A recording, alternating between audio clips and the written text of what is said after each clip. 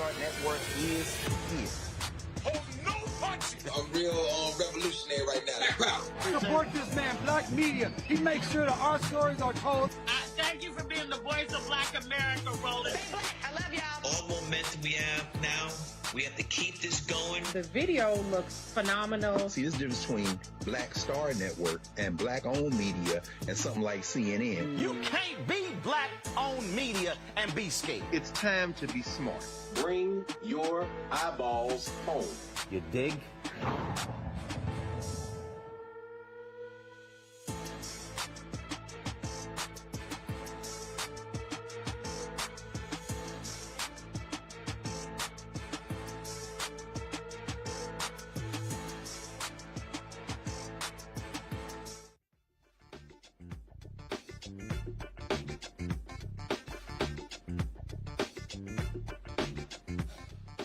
Today is Thursday, March 31st, 2022. Coming up on Roland Martin Unfiltered, streaming live on the Black Star Network. There are conflicting stories about if Will Smith was asked to leave or was told to stay at the Oscars. I think the Academy lying. They playing the cover your ass game. The battle for voting rights is continuing in Florida. A federal judge permanently blocks the state's new voter suppression laws from going into effect. Not only that, he takes aim at the Supreme Court. It is a stunning 288-page ruling, folks. It's incredible what he says. Joining us is the co-founder of Black Voters Matter, Calif, Albright, who testified in this case. The Louisiana legislature overturned Governor John Bel Edwards' veto of the congressional redistricting map. The, of course, gerrymandered map. Edwards vetoed the bill because a second minority district wasn't added and ran against federal law. You see how Republicans are doing. In tonight's Where's Our Money segment, we are talking about how black-owned businesses are not getting their fair share of federal contracts. Ron Busby, the president and CEO of the U.S. Black Chambers, Inc., will break down the numbers. California's Reparations Committee's decision, the task force, over who should qualify, who gets reparations if they're actually given, is causing a huge debate. The committee chair is back tonight to explain why folks have a problem with the decision they made in a 5-4 vote. And we knew it didn't work. Now there is specific proof that ivermectin does not lower the risk of COVID hospitalization. Infectious disease specialist Dr. First of all, Dr. Gaffney is going to give us the latest when it comes to COVID, folks. And we told y'all, so don't be listening to Joe Rogan. Talk to some real damn scientists. It's time to bring the funk. I'm Roland Martin Unfiltered on the Black Star Network. Let's go. He's got it. Whatever the biz, he's on it. Whatever it is, he's got the scoop, the fact, the find. And when it breaks, he's right on time. And it's rolling. Best believe he's knowing. Putting it down from sports to news to politics. With entertainment just for kicks, he's rolling. It's on go, roll, y'all. It's Roland Martin, yeah. Rolling with Roland now. He's funk, he's fresh, he's real, the best, you know he's Roland Martin now.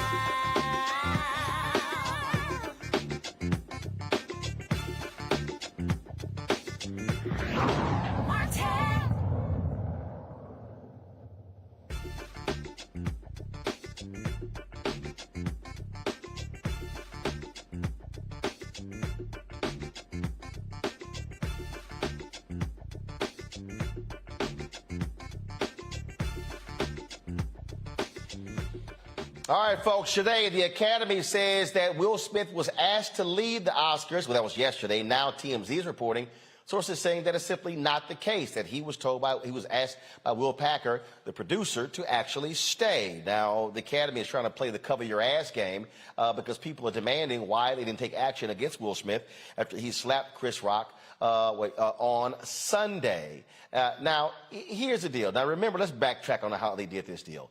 On Sunday night, they claim Academy members were sitting so far apart they had no opportunity to gather to talk about what actually happened. Then on Monday, they said, that there were discussions about whether he should leave. Now they're saying, oh, absolutely, he was asked to leave. And then now other people are saying, no, they did not. See, let me explain to y'all what's going on here. The Academy looked at public comments. They looked at what black folks were saying and white folks were saying, and they all of a sudden, oh, pretty much a significant number of people, probably say more than the majority, was that Will Smith was in the wrong. So now all of a sudden they're changing their tune. But you notice how they also want to throw in the other black guy, Will Packer, saying, Will Packer asked him to stay. Be very mindful of the games being played here, folks. All right? Be very mindful. And this was the Academy's statement. The Board of Governors today initiated disciplinary proceedings against Mr. Smith for violations of the Academy's standards of conduct, including inappropriate physical conduct, abusive or threatening behavior, and compromising the integrity of the Academy. Consistent with the Academy's standards of conduct as well as California law, Mr. Smith is being provided at least 15 days notice of a vote regarding his violations and sanctions and the opportunity to be heard beforehand by means of a written response. At the next board meeting on April 18th, the Academy may take any disciplinary actions, which may include suspension, expulsion, or other sanctions presented by the bylaws and standards of conduct. Mr. Smith's actions at the 94th Oscars were a deeply shocking, traumatic event to witness in person and on television. Mr. Rock, we apologize to you for what you experienced on our stage, and thank you for your resilience in that moment. We also apologize to our nominees, guests, and viewers for what transpired during what should have been a celebratory event. Things unfolded in a way we could not have anticipated. While we would like to clarify that Mr. Smith was asked to leave the ceremony and refused, we also recognize we could have handled the situation differently. Now, last night in Boston, Chris Rock was doing a show where he mentioned the incident. Listen. How was your weekend?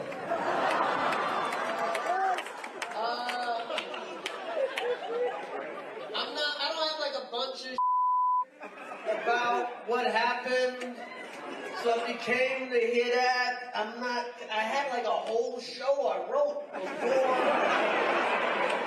this weekend, and I'm still kind of processing what happened,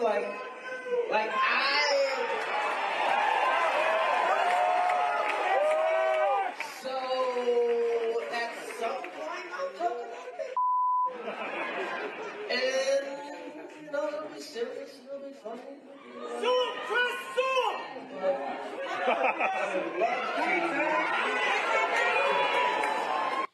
Wanda Sykes, who's one of the three co-hosts, she said that Chris Rock apologized to her, saying that it was unfortunate that what took place overshadowed the great job that she, Regina Hall, and Amy Schumer were doing. Wanda said she is still traumatized by what happened. Amy Schumer said the exact same thing. We have not actually heard anything from Regina Hall about what unfolded. Folks are picking sides in this. Other comedians who know both of them are picking sides. It's very interesting how this whole thing is playing out.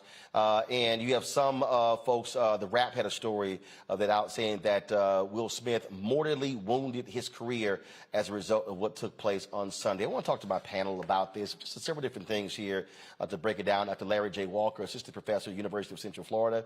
Reese Colbert, founder of Black Women's Views. Dr. Greg Carr, Department of Afro-American Studies at Howard University.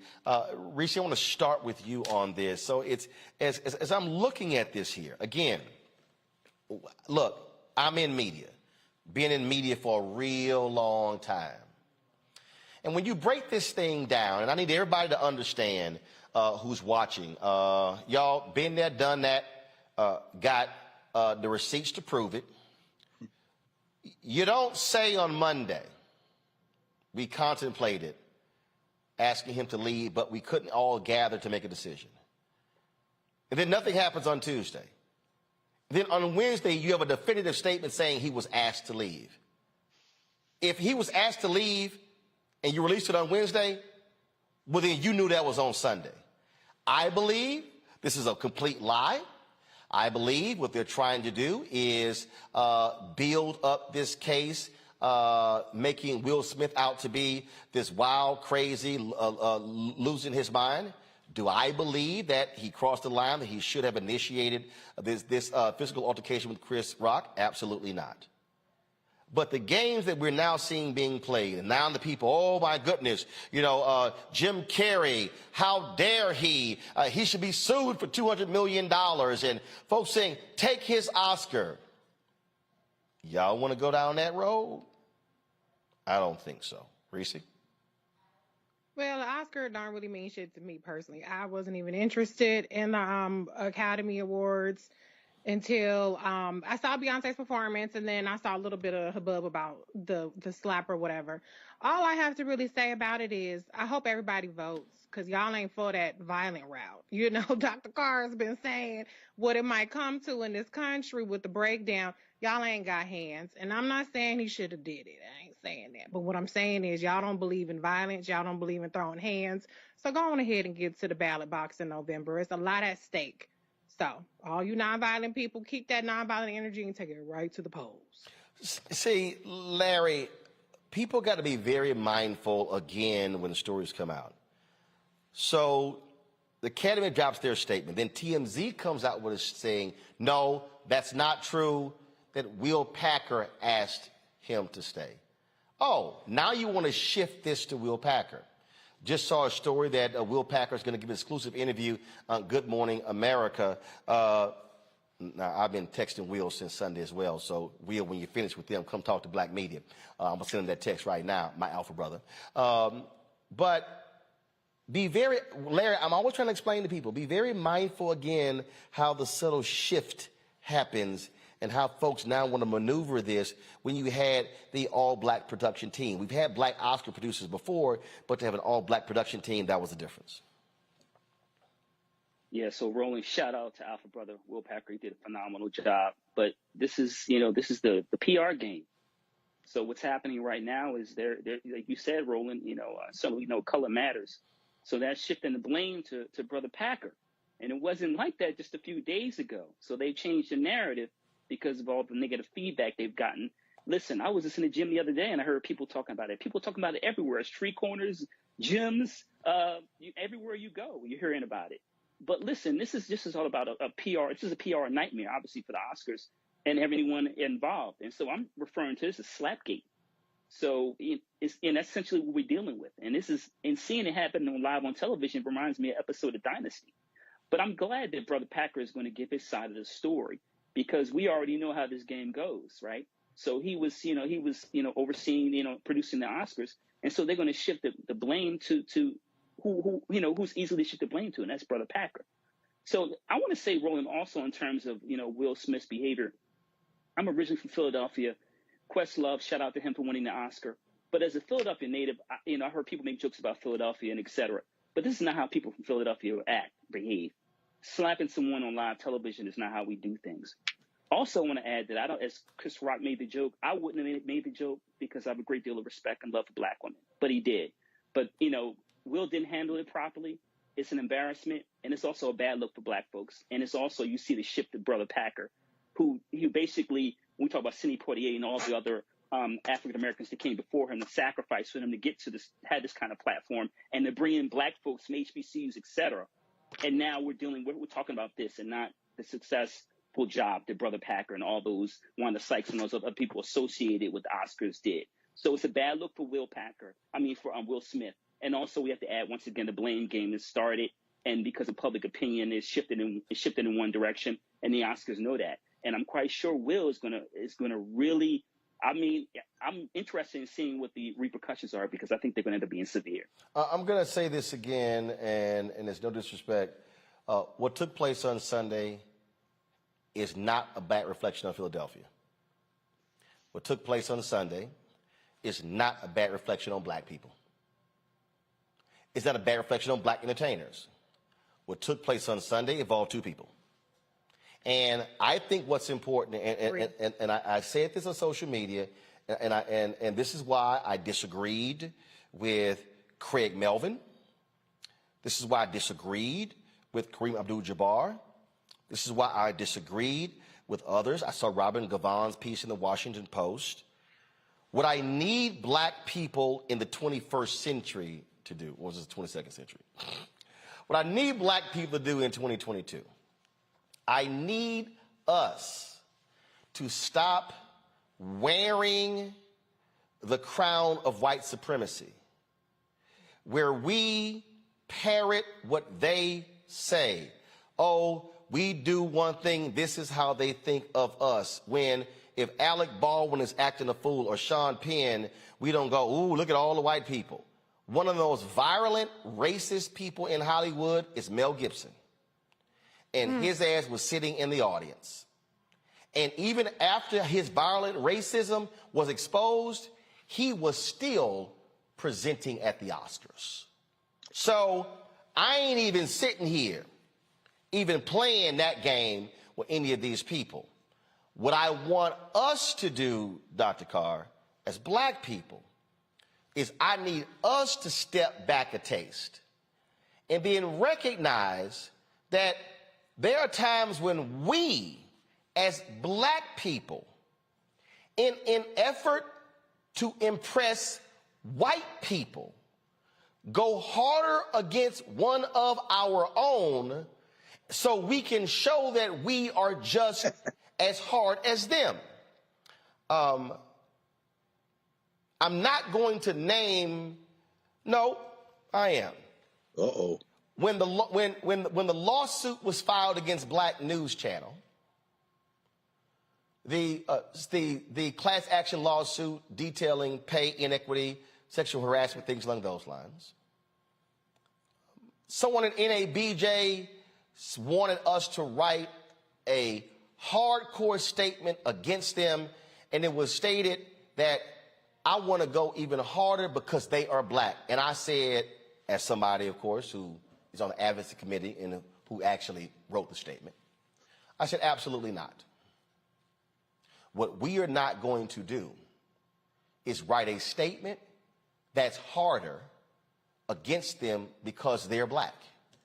We are going to treat Black News Channel like we would ABC, NBC, CBS, Fox News, MSNBC, and we're going to write the statement the way we normally do. I said, but we are not going to be harder on them because they're black. That is something that as I'm seeing people talk and react, Greg, that is problematic for me, what I am seeing unfold. I agree with you 100%. The Academy, the Motion Picture Academy, is the white world. I haven't laughed this hard at nonfiction writing and commentary in my life than I have watching the pets of white institutions trying to race translate over the last 3 days. It's been hilarious. I've really enjoyed it. There were a couple pieces in the New York Times where I found, why am I laughing? And I realized, oh my God, you really are a figment of these white people's imaginations. We have our opinions on Chris Rock, on Jada Pinkett Smith, on Will Smith, and within the black community, there will be the full range of opinion. I have no interest in anything any white person has to say, because I understand what situation these black employees were in. I don't care how many millions of dollars they're in. They were in a white space. Shout out to Denzel Washington, the OG, the elder, who when the cameras went down, calmed the situation down. Talked to Chris Rock, talked to Will Smith, got over in the corner with Tyler Perry, then bent down and sat for a minute with Jada Pinkett Smith. You see, Denzel understands we are behind enemy lines here. And in all of their minds, to a brother who did not receive an Oscar on camera, but apparently they gave him an honorary Oscar at some point over the last couple of days, Samuel L. Jackson, as he told Larry Fishburne in School Days, to all of those people, y'all N-words, and you're going to be N-words forever, just like us. I don't care if you're the Fresh Prince. I don't care if you're in Training Day. I don't care whether you are in Independence Day. I don't care whether you I Am Legend or I, Robot. At the end of the day, this is the behavior that they expect. But guess what? Why do you care? What the Academy is doing right now, is trying to figure out the way to gather the forces to gather and get this Negro out the paint. But he's kind of big to do. So they are figuring the odds. As for our friend and brother, Will Packer, who has navigated those treacherous sands now for quite some time, they will try to get him up out the paint too. Wanda Sykes, Wanda, sis, Wesley Morris, New York Times, Wesley, bruh. You can't make these people love you. Mm-hmm. You can't make them love you. There's nothing you can say. Kareem, brother, I believe that you are saying what you're saying because that is the position that you have. But let us not forget that if this were a backyard barbecue and we playing spades and drinking and eating barbecue and you said that, we'd get into arguing and fighting and agreeing and disagreeing. But the minute you traverse over into the white world, you an N-word too. Do you remember when you changed your name from Lou Alcindor to Kareem Abdul-Jabbar? That was shortly before John Wayne threatened the Native American sister, the Lakota sister that Marlon Brando sent out there to tell him he didn't want the damn statue in 1974 after he won the best Oscar for The Godfather. And you, John Wayne, so mad, Mr. Green Beret, Mr. America Military Right, let's slaughter everybody in the world, you ready to beat this young girl up. Don't nobody give a damn about the Academy Awards.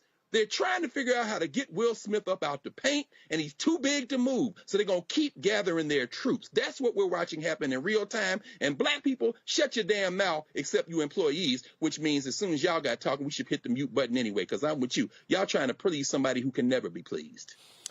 Final comment I'm going to make on this before I go to my next story, and I know some of y'all say, and I have purposely, you know what, let me before I make the comment, because I need to set this up properly so people can understand. And that is this here. It is very easy. It's very easy. I could have very easily dedicated damn near every show this week to what took place on Sunday with Will Smith and Chris Rock. The deconstruction that we did on Monday, we posted that separate video on Tuesday. As I check right now, that video has gotten 946,000 views since we posted it.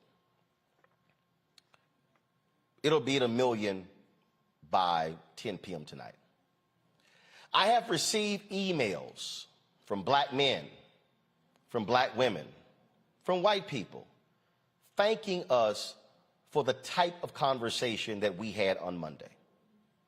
Having professionals like Robin May and Dr. Jeff Gardier, and having the perspectives of Avis Jones-DeWeaver, having Omokongo Dibinga, having Dr. Julian Malvo on the show. And also for folks saying, Roland, thank you for not throwing Will under the bus and throwing Chris under the bus, but also being willing to hold them accountable. And I'm gonna say this, and it's just understand. I've communicated with both men this week. And this is what I said, and this is not, and I'm doing this for a reason. And I very rarely share with you the celebrities that I text. But I said to both of them, just checking on you. Because black men need to check on each other. I am not on Team Will or Team Chris. I'm with Will and Chris.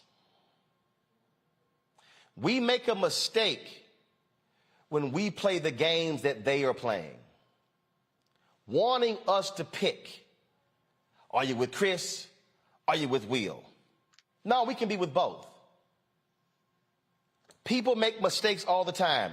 And I'm not going to sit here and I've seen the video and I understand why Chris Rock didn't talk last night. Because Chris Rock has also talked before about him being bullied and going to therapy. And I'm quite sure that situation was traumatic for him because it was a flashback. But his children were also watching.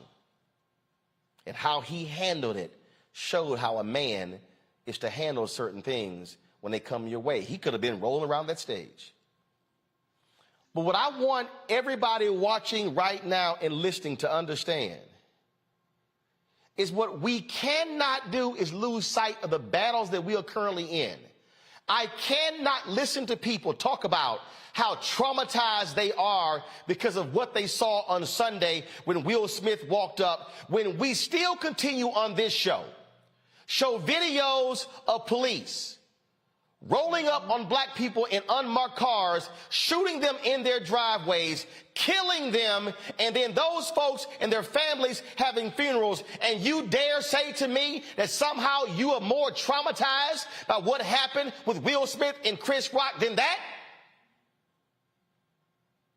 When the study comes out and they show us that when the people heard about COVID and how it had a disproportionate impact on people of color, how they gave less of a damn about COVID when they found out it hurt black people and brown people more than anybody else. Preach. I cannot sit here and listen to people talk about how, oh my God, what do we tell our kids about this when none of you stepped out there and protested when the Senate did not move on the George Floyd Justice Act after you witnessed what happened to George Floyd in 2020 and you were silent? I'm just as traumatized as the video of the young black boy who was fishing and a white man came out and cussed him out and demanded to see his license and began to say, you don't belong here. And the young brother said, I live in this neighborhood. Don't tell me you are so traumatized by what happened on Sunday, yet you are silent by what happens to black people on a daily basis. I simply cannot accept that. Just like I do not want to hear you talk about the atrocities in the Ukraine and how we must stand with them, and you've said nothing about South Sudan, nothing about Ethiopia, nothing about Nigeria, nothing about Cameroon. So what I'm saying to black folks, don't you fall for the okie doke and have folk play you to cause you to trash Will or Chris in an effort to help them do the same. Brother can make a mistake, but a brother can redeem himself. Brother can do something and can come back stronger than he was before. But we better be very careful when we allow ourselves to be played by other folk for their interest who never gave a damn about us in the first place. When we come back, we're going to talk about voting rights in Florida. We'll talk with Cliff Albright, co-founder of Black Voters Matter. You're watching Roland Martin Unfiltered on the Black Star Network.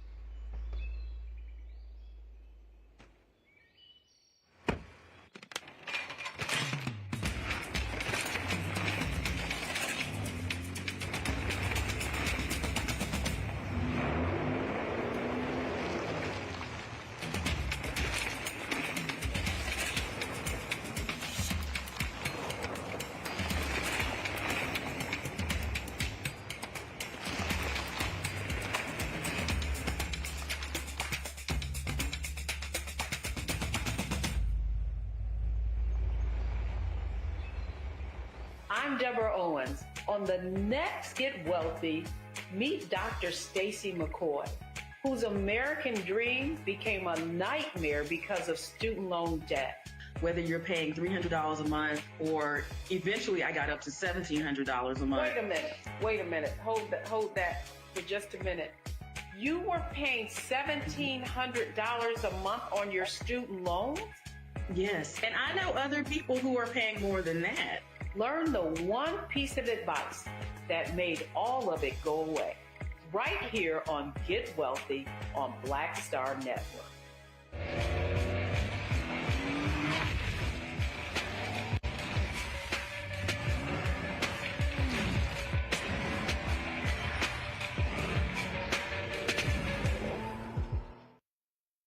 know who Roland Martin is. He got the ascot on. He do the news. It's fancy news. Keep it rolling. Right here. Rolling. Roland Martin. Right now. You are watching Roland Martin, unfiltered. I mean, could it be any other way? Really? It's Roland Martin.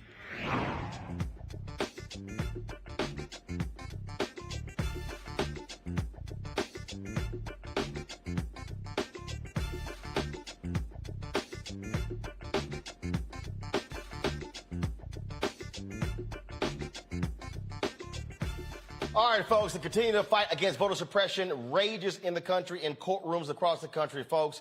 In Florida, a stunning ruling by a federal judge who did not hold back blasting the racist voter bill in Florida. And not only did he call out racists in Florida, Republicans, he called out the Supreme Court. Yes, folks, this case is absolutely shocking. Now, so here's the deal. The racists in Florida, what they did was they passed SB 90, which this federal judge ruled is unconstitutional. Yo, in a 288-page ruling, U.S. District Chief Judge Mark Walker blocked these significant bills, the components of the bill, from going into effect because they suppress specifically black voters. He said, quote, a requirement that third-party voter registration drives include warnings such as telling voters their registrations might not be done in time to vote. That's in the bill, y'all. New limits on ballot drop boxes, a new law criminalizing the act of helping voters waiting in line to vote. Y'all, they actually passed that, okay, which includes snacks. Florida Governor Ron DeSantis signed the bill into law earlier this year. Yet this judge ripped it to shreds. I'm going to read some of the things that he said, but first I'm going to bring in Calif, co-founder of Black Voters Matter, joining us from Atlanta. Calif actually was one of the witnesses who testified in this case. Calif, going through this, I have seen some cold-blooded, hardcore words from federal judges in some rulings. This judge did not hold back against Florida. Hey, Roland, good to see you. No, you're absolutely right. This judge did not hold back at all.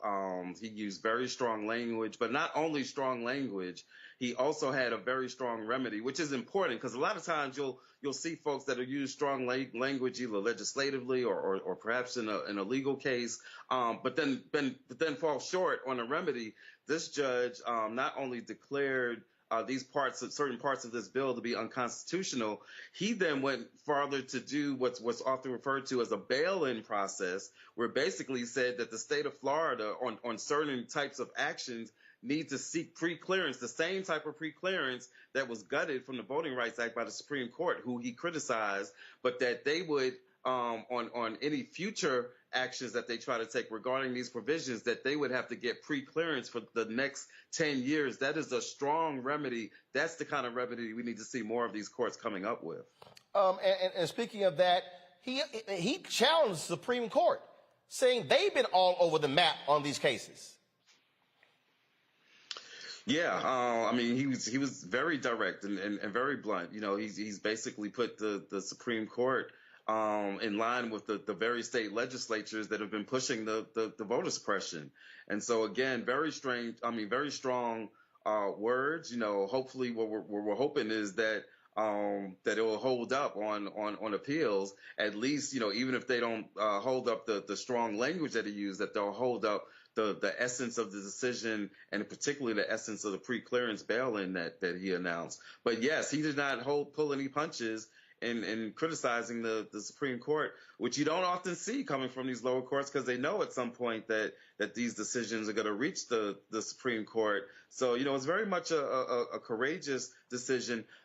it shouldn't be courageous, right? Because it's right on the merits, right? It's to a certain extent, it's common sense. He's only speaking truth, right? And so there's nothing really, you shouldn't think that it should take some courage to just speak the truth about what has been so blatant in front of us, that these states are pursuing voter suppression, and that too often the Supreme Court has been going along with them in doing so. It's strong language, but it's desperately needed, and we're hoping that it sets a pattern for future rulings. Mark Joseph Stern is a senior writer for Slate.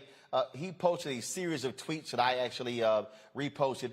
This is what he said. In his decision blocking most of Florida's new voter suppression bill, Judge Mark Walker explicitly calls out other courts, including SCOTUS, for putting the right to vote, quote, under siege by, quote, gutting the Voting Rights Act. He also said, after quoting MLK below, Judge Walker writes, federal courts would not countenance a law denying Christians their sacred right to prayer. They should not countenance a law denying Floridians their sacred right to vote. Because he also wrote, because Florida, quote, has repeatedly, recently, and persistently acted to deny black Floridians access to the franchise, Walker placed the state back under pre-clearance requiring federal approval for any future changes to election law. Then he said, following a long study of Florida's, quote, horrendous history of racial discrimination in voting, Walker writes, at some point when the Florida legislature passes law after law disproportionately burdening black voters, this court can no longer accept that the effect is incidental. Greg, that is strong language from a federal judge. Absolutely. And Cliff, brother, what you said is so important. You have to have some courage. If Charles Hamilton Houston, if Spotswood Robinson and Oliver Hill, if Constance Baker Motley had taken the approach that we'll just kind of go along and take what they give us, we wouldn't be here. This is my problem with the conversation that we had with the California legislature on reparations. Sometimes you have to stand up for what's right. Now, he knows he's going to be overturned by the Supreme Court. But in your mind, brother, having participated in this, and then, I haven't read all of it yet. I just downloaded it and I started reading it, but he bringing that fire, as you say. Well, we say he's bringing the funk. The funk, brother. He is bringing it. Cliff, brother, how important is it for us to understand that these narrow interpretations of the U.S. Constitution are judicial interpretations? They are not the letter of the Constitution. And if we just go out here and get the right people on the bench, they can be overturned immediately. And the decision we saw today will indeed become the law of the land if we will get up off our asses and put people in office who will appoint the judges to read the Constitution the way that Judge Walker read it today. How important is it for our people to understand that what they're ruling is not in the Constitution? This is just 9 cats in robes deciding this is the way they want to read it. Yeah, what you said is so important, Greg. What you said is so important, Professor Carr, because at the end of the day, there are people that are going to say, well, this will be overturned. It's not important.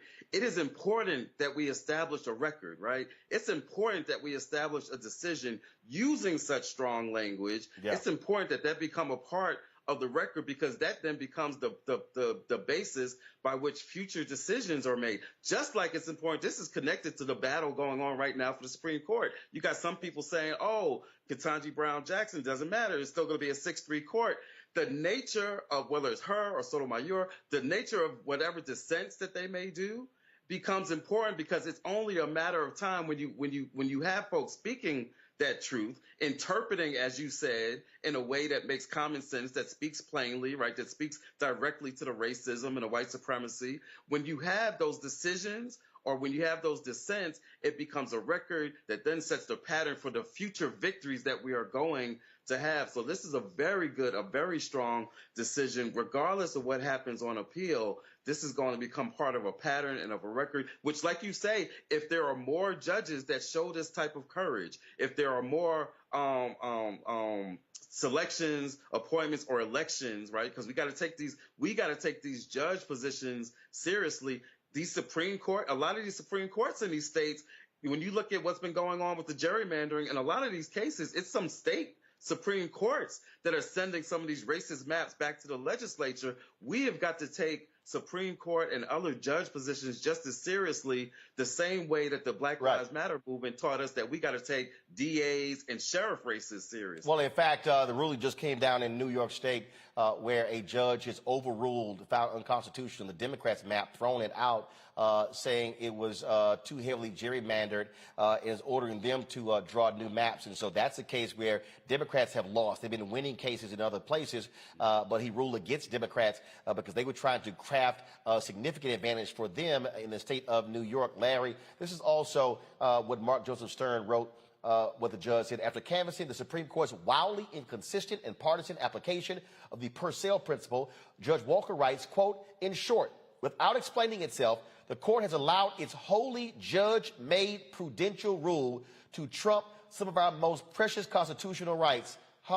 Republicans don't say jack about judicial activists there.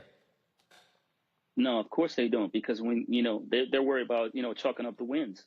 So, Roland, I'm in Florida, and it feels like I'm behind enemy lines. So, first of all, thanks, Cliff, for all the work that you do. And so, dealing with these issues, essentially what they're trying to do is bring us back to Jim Crow, right? So, since 1965, when the Voting Rights Act passed, they've since then spent decades trying to erode the law. And you see in terms of what's happening in gerrymandering and obviously in Florida. But a question I have for Cliff is, Cliff, can you talk a little bit? We have a governor's race and a Senate race in the state of Florida, right? These are really high profile. Florida is ground zero for culture wars. You call it whatever you want to call it. So how can we talk to black folks about what this judge said and the importance of voting in these elections, this year, and can kind of galvanize black folks in our state to come out to vote, because it's key, especially that Senate race. What are some of the things we should be doing in the state of Florida to get black folks activated? Yeah, I mean, thank you for the question. It's been our philosophy that Black Voters Matter, and for years, even before we formed the organization, I'm talking about me and my dear friend, Sister Latasha Brown, that we got to speak to our folks about our issues, right? If you look at our shirts, our hoodies or whatever, we always have this saying on the back of them that says, it's about us. We got to speak clearly to the issues that we know our communities care about. And so whether you're talking about the governor's race, we got to talk about like what it is that this governor has been doing, in terms of our schools, in terms of teaching about our history, in terms of COVID, which, as Roland was just talking about, the racial disparities in terms of COVID, which is not over. It is still impacting our communities disproportionately, both in terms of health, but also in terms of the economic impact. We got to have those discussions with our folks so that we are crystal clear about why that governor's position matters, about why this Senate position matters, about what it is that we could get done in the Senate if we actually had 2 more seats, right? One which could be from Florida, another one that could be from someplace like, I don't know, Wisconsin or Ohio or Pennsylvania. But why this Florida Senate seat is so important, not just for what happens in Florida, but what happens to black communities in Florida and across this country in regards to health, in regards to economic justice, in regards to, I mean, even just looking at what was signed yesterday, the Emmett Till, that's something that could not happen if we didn't have a certain type of Senate, in place. So we just need to speak to our folks about the issues that we know our communities care about and connect it to these positions. And there are some very clear connections that, if we have those conversations with people that sometimes don't get that knock on the door, that's the other piece of it. We got to be willing to have the conversations, but we also got to be willing to talk to some folks that, quite honestly, the party and even some candidates don't usually talk to. That's what we try to do when we work with local groups, community-based groups, and give them resources. Folks in Florida know how to get it done. They need to have the resources in order to do so and have these conversations with our community. And hey, Reese, and just so folk out there wondering how we feel about voting here at Roland Martin Unfiltered, I'm gonna show y'all this here. Y'all go to my iPhone. I'm gonna show y'all this here. This is literally y'all in our studio. So as y'all see, we have these murals on the wall. That's one of the murals we have right there in our studio. Just so folk understand how we roll. Just so folk understand how we roll. That's what we got right here in the studio. Reese, because also Black Voters Matter being huge supporters of the show. Reese, let me go ahead and read you this one here, and then you get a comment. Check this out. Stern also writes this here. Actually, let me do this here. Let me turn off the screen mirroring from my phone, put it back on my computer so y'all can see what I'm talking about. Let's see here. All right, here we go. This I love, Risha. This is perfect for you. An interesting aside, Judge Walker notes that many contemporary politicians who recite that one MLK quote are misrepresenting MLK's actual beliefs, which were far more nuanced and skeptical of color blindness as the cure for racism's ills. Well, we know for a fact that Ron DeSantis is very much attuned to his discriminatory practices towards black voters because he has an abhorrent history in recent history, actually just last year. And for instance, holding open the congressional seat that was held by the late, great Alcee Hastings to deny representation for almost a year, 9 months or so. Then there were also 3 black elected officials who resigned from their positions to run for that seat, who he refused to hold special elections for, essentially denying representation for those districts until the very last week or a couple of weeks left in the legislative session for this year. So he is absolutely, with laser-like precision, targeting black voters. He is leaving no stone unturned. It's not even just about targeting them for voter registration or actual voting. It's about completely denying them representation altogether. So, Cliff, I'm interested in hearing your take on, this is, should it stand, puts Florida back into pre-clearance. And so we know that is about as strenuous as it gets nowadays in terms of the kinds of requirements. Do you see that kind of pre-clearance requirement preventing Ron DeSantis from pulling the kinds of disgusting tactics that he used to deny representation from, largely black districts ever again? Yeah, I wouldn't put anything past DeSantis, right? I mean, he's gone as far as creating a electoral police force, right? He has no hesitancy to try to do something that he knows is blatantly illegal, and under the belief that, well, they're gonna have to catch me, right? They're gonna have to enforce this, like they're gonna have to force him to do right. And so we know that even with the pre-clearance order, that he is still going to try to do some stuff that flies in the face of this ruling. He's already said that he doesn't really take this ruling seriously because he believes that it's going to be overturned on appeal. So at the end of the day, we've still got to be vigilant. This is a victory. This is a clear victory. It's strong language. It's going to be precedent for the future, but we've still got to be vigilant. We still got to know that this governor and all of his minions are still going to try to do what they do squarely to attack black voting. We got to keep in mind that all of this stuff that they're trying to do in Florida, in spite of the fact that Trump had still won the state, is squarely aimed at black voters because they see the trends. They see that with our increasing power. They see the way that we came out and used the vote by mail process that traditionally Republicans had used to their benefit. They see that we used it and wound up getting more votes through that than what they usually are able to get. That is what they're targeting. And so we've got to be crystal clear about that. We got to remain vigilant. We got to continue to organize and educate our folks in their communities, in our communities, because at the end of the day, Ron DeSantis, from the moment he said, people forget when he was running 4 years ago, the whole, don't monkey us up, right? People forget that remark. He let us know early on who he was. And everything that he's done for the past 4 years has been consistent with the racism that he showed in the midst of that campaign. So we got to be clear about who it is and what it is that we're up against. But I remain confident that as long as we do our work, as long as we plan our work and work the plan and talk to our folks and get our folks to believe that we got power, which we do, we can defeat this white supremacy that DeSantis is pushing in Florida, and we can shock the country. All right, Cliff Albright, co-founder of Black Voters Matter. We appreciate it, man. Thanks a lot.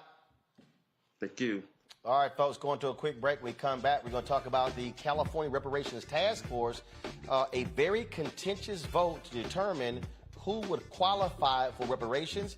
We'll talk to the task force chair when we come back, right here on Roland Martin Unfiltered on the Black Star Network. Don't forget to support us in what we do. Download the Black Star Network app, iPhone, Android phone, Android TV, Apple TV, Roku, Amazon Fire TV, Xbox One, Samsung Smart TV. Also, your resources matter to us, so please join our Bring the Funk fan club. Our goal is to get 20,000 of our fans contributing at least $50 a year, $4.19 a month, 13 cents a day.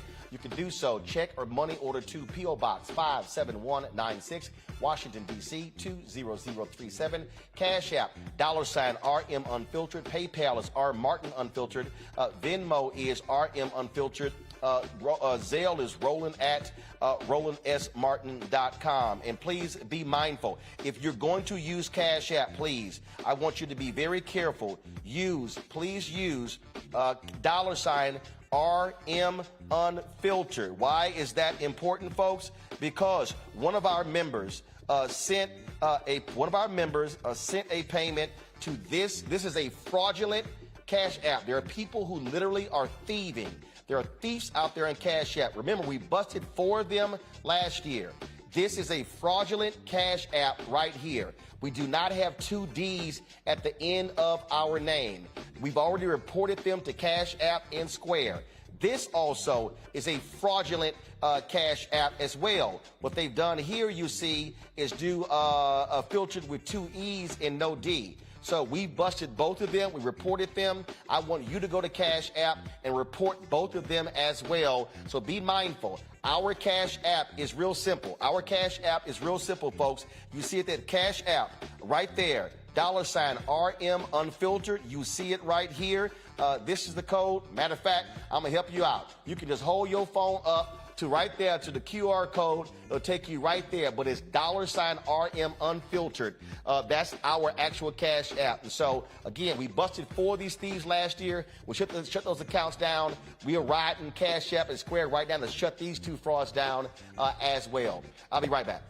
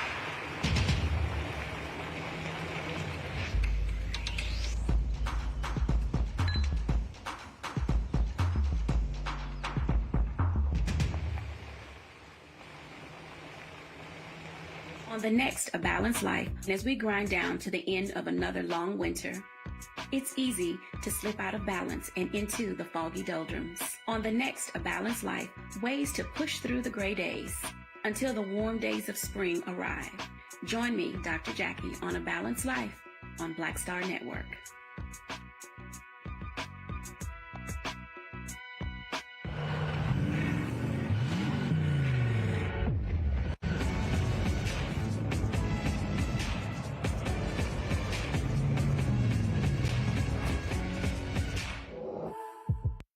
I'm Amber Stevens-West. Yo, what up, y'all? This is Jay Ellis, and you're watching Roland Martin Unfiltered.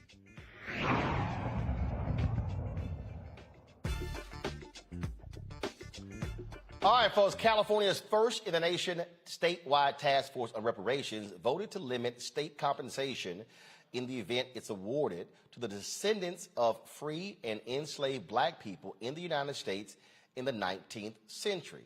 This decision rejects the proposal to include all black people who would receive reparations.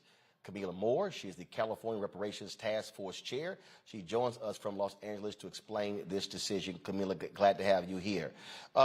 First and foremost, there was a lot of people who talked on this issue. Dr. Greg Carr was one of the folks who participated in this hearing. How many folks did y'all count who actually testified in this matter on Tuesday? 11 people testified. So 6 of those 11 people were certified genealogists. 2 were Greg Carr and Jessica Ann Ayuar, and the other 3 were Marcus Champion, who's a grassroots organizer in California and worked on AB 3121 before it was enacted. Mike Davis, who's a former assembly member in the state of California and advocated for a lineage standard. And then lastly, Kevin Brown, who is an Evanston resident and spoke against a bit about what's going on with the reparations program in Evanston. So the vote ended up being 5-4. So I mean, obviously that's a very close vote. What was the issue? Why was it so contentious? Great question. So the community of eligibility discussion and debate has been kind of looming over the 9-member task force since we first started meeting as early as June of 2021. So we've been having a 10-month debate around eligibility. And the crux of the issue is, or was, should the eligibility standard be defined by a race-based standard? So as you said in your introduction, all Black Californians being eligible for compensation for reparations for the institution of slavery, or should it be based on a lineage standard where if you can trace your ancestry to what we decided on, an African-American descendant of a chatteled enslaved person or the descendant of a free Black person living in the United States prior to the end of the 19th century, then you would be eligible. And so ultimately 5 people on the task force voted for the lineage-based standard and 4 voted for a race-based standard. So based upon that, if somebody Black came to the United States in 1899, they make the cut. If they came in 1900, they don't make the cut. Potentially. We still have to work all those details out, but that's what it says. So now here's the issue. How then how are you going to prove it? How will people be able to trace it? Because what we know is you don't necessarily have clearly defined records for people to be able to search their lineage. So how are you going to do it? So that's a really great question. But first, before I answer that question, I think that oftentimes people don't ask the same question about how do you prove your Blackness, right? And how do you measure Blackness? How do you prove it? So what's to stop someone like a Rachel Dolezal or Mindy Kaling's brother, who's of Indian descent, who actually wrote a book about how he pretended to be Black to get into medical school? How do you determine who's Black, and why would we be comfortable with the state making those particular determinations? But to answer your question about lineage tracing, when you talk about international law and reparations under international law, one of those tenets is restitution. How do you make a person whole after the state has harmed you? And so the state has a responsibility. If they've broken part of your lineage or your history, they have the duty and the responsibility to repair that. So what does that look like practically? That could look like the state subpoenaing the Mormon Church for records, and assisting people for free for lineage tracing and things like that. So there's no burden or financial cost for anyone who may be eligible. So let's actually deal with that. If that is the standard, I mean, so what is it? DNA? I mean, exactly what is it? So what then happens? Could you potentially have white folks saying, "I've got Black lineage, I qualify"?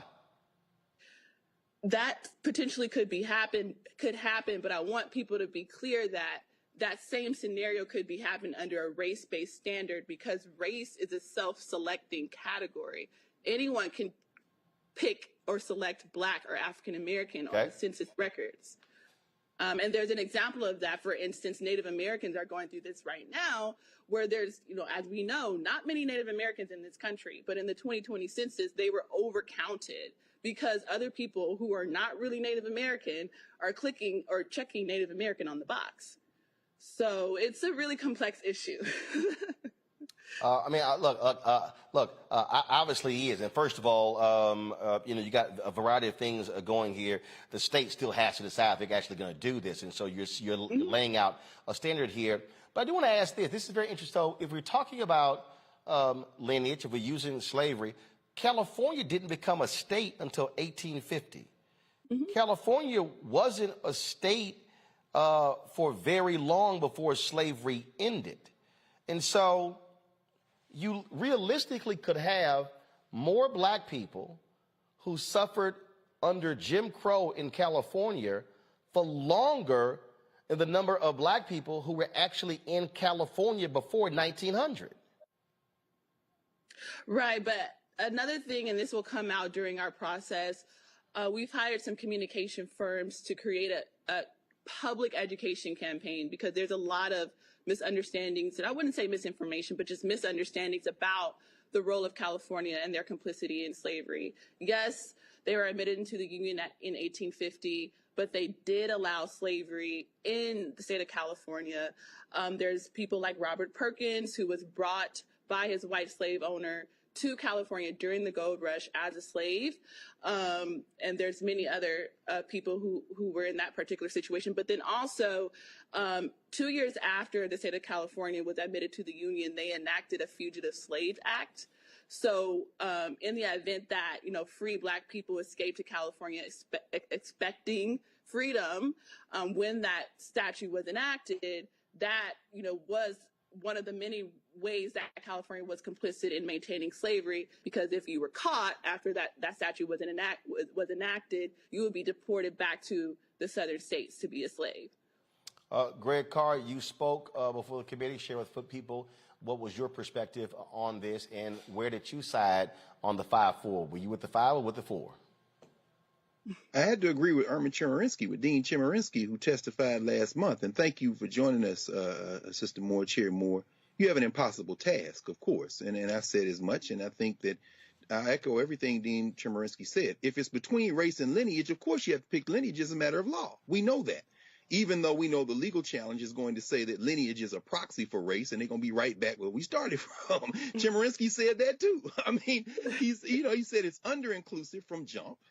We're not going to be able to document everybody, even with all the resources. He said that he believes that everybody should benefit, but he's thinking about what will be ultimately upheld by the courts. And we know it's going to be strict scrutiny and narrow tail. So I guess my question, and by the way, Roland, just to answer your question, and in that short period of time, and I agree, I was horribly miscast. I would have much rather been on the legal side trying to work through that rather than get to the point where it's an impossible choice between race and lineage, which we know legally is probably going to be about the same thing. That's what the Native Americans may find out. And plus, none of it allows us to remedy past discrimination, as he walked through with Croson and so forth, and then the affirmative cases.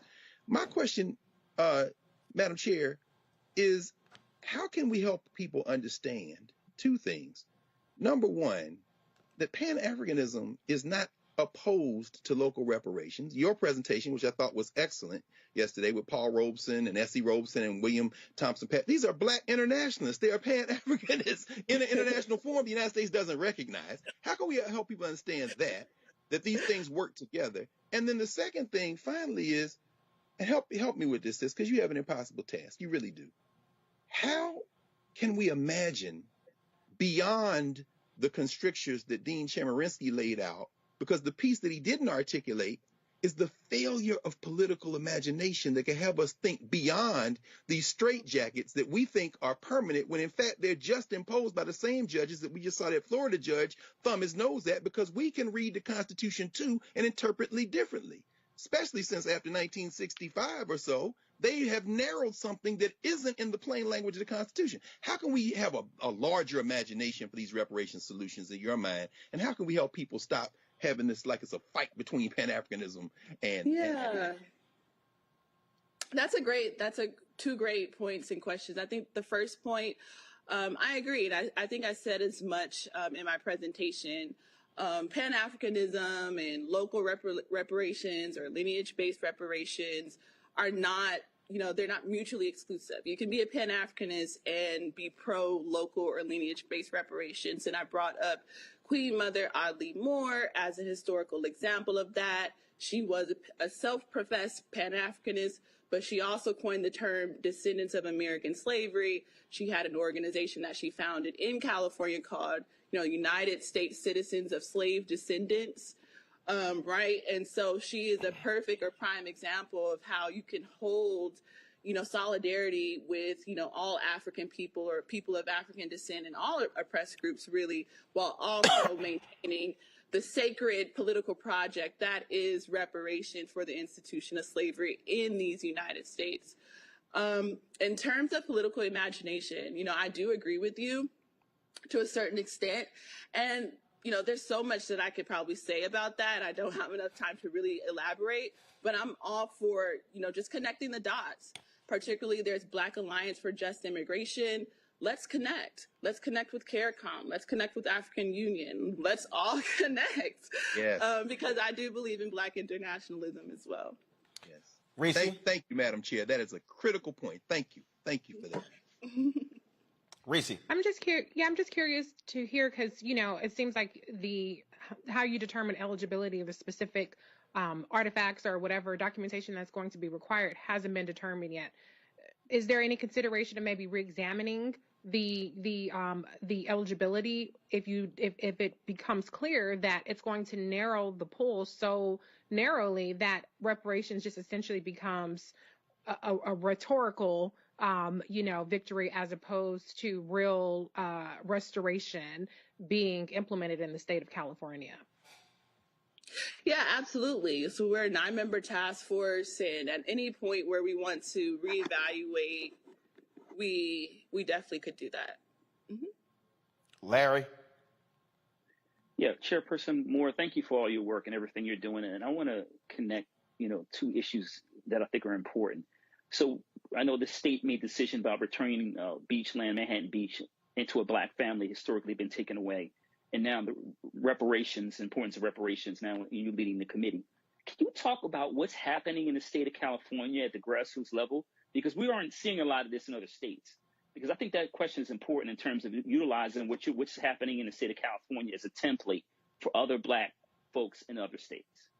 Oh, yeah, that's a great question. Thank you for bringing up the Bruce Beach example. So, for instance, the Bruce family, they had historic beachfront property, a hotel front in Manhattan Beach, California, but it was taken away by the state via eminent domain. And so the descendants of the Bruces, and I believe they used genealogical evidence to prove that, they were able to work with LA County to get their property restored.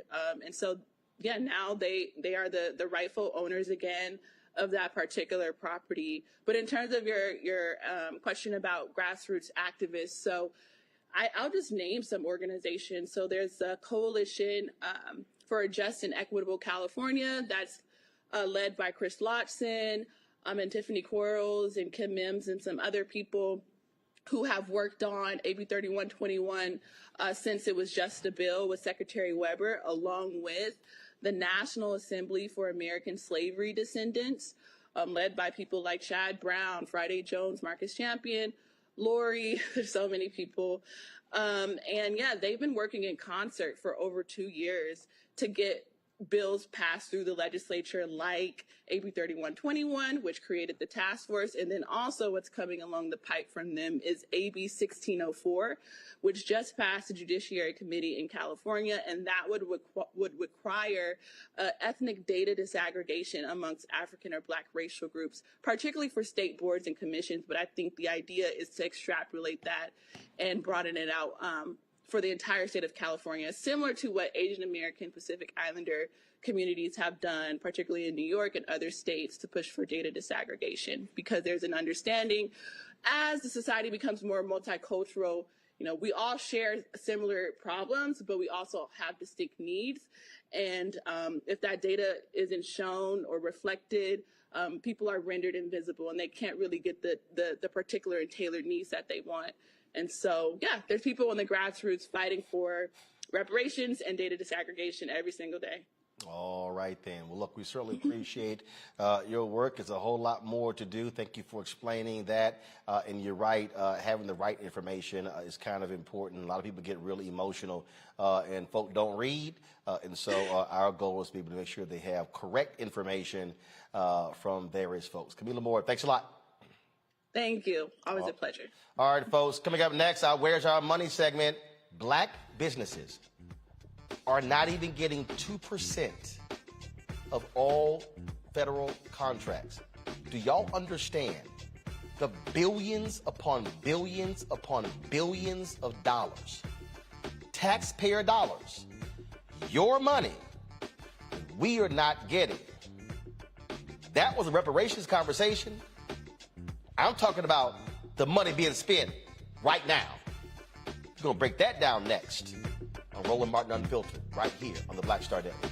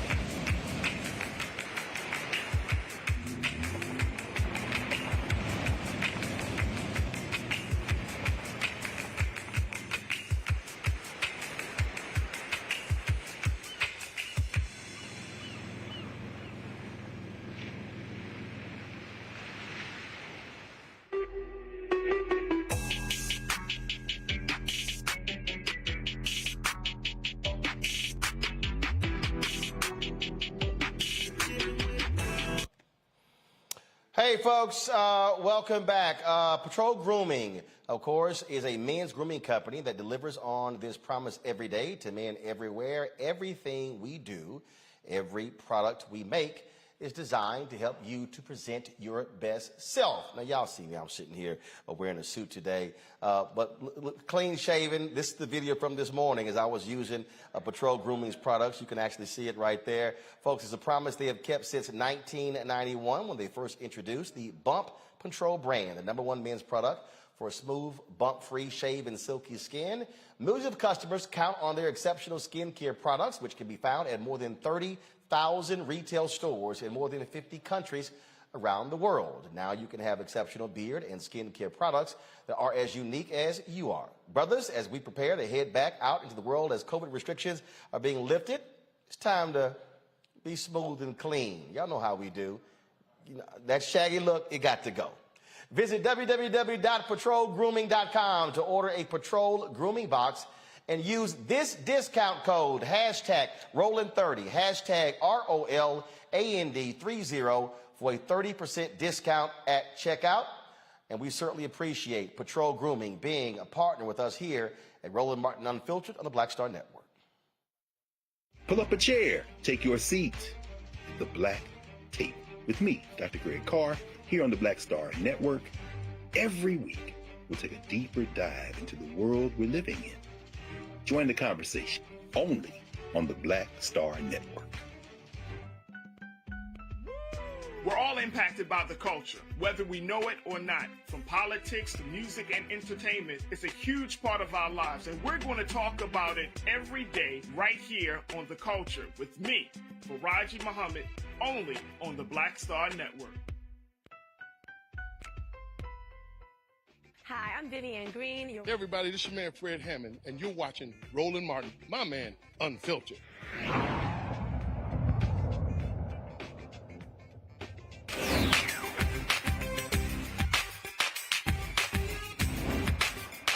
We've been frozen out. Facing an extinction level event. We don't fight this fight right now. You're not going to have black-owned media.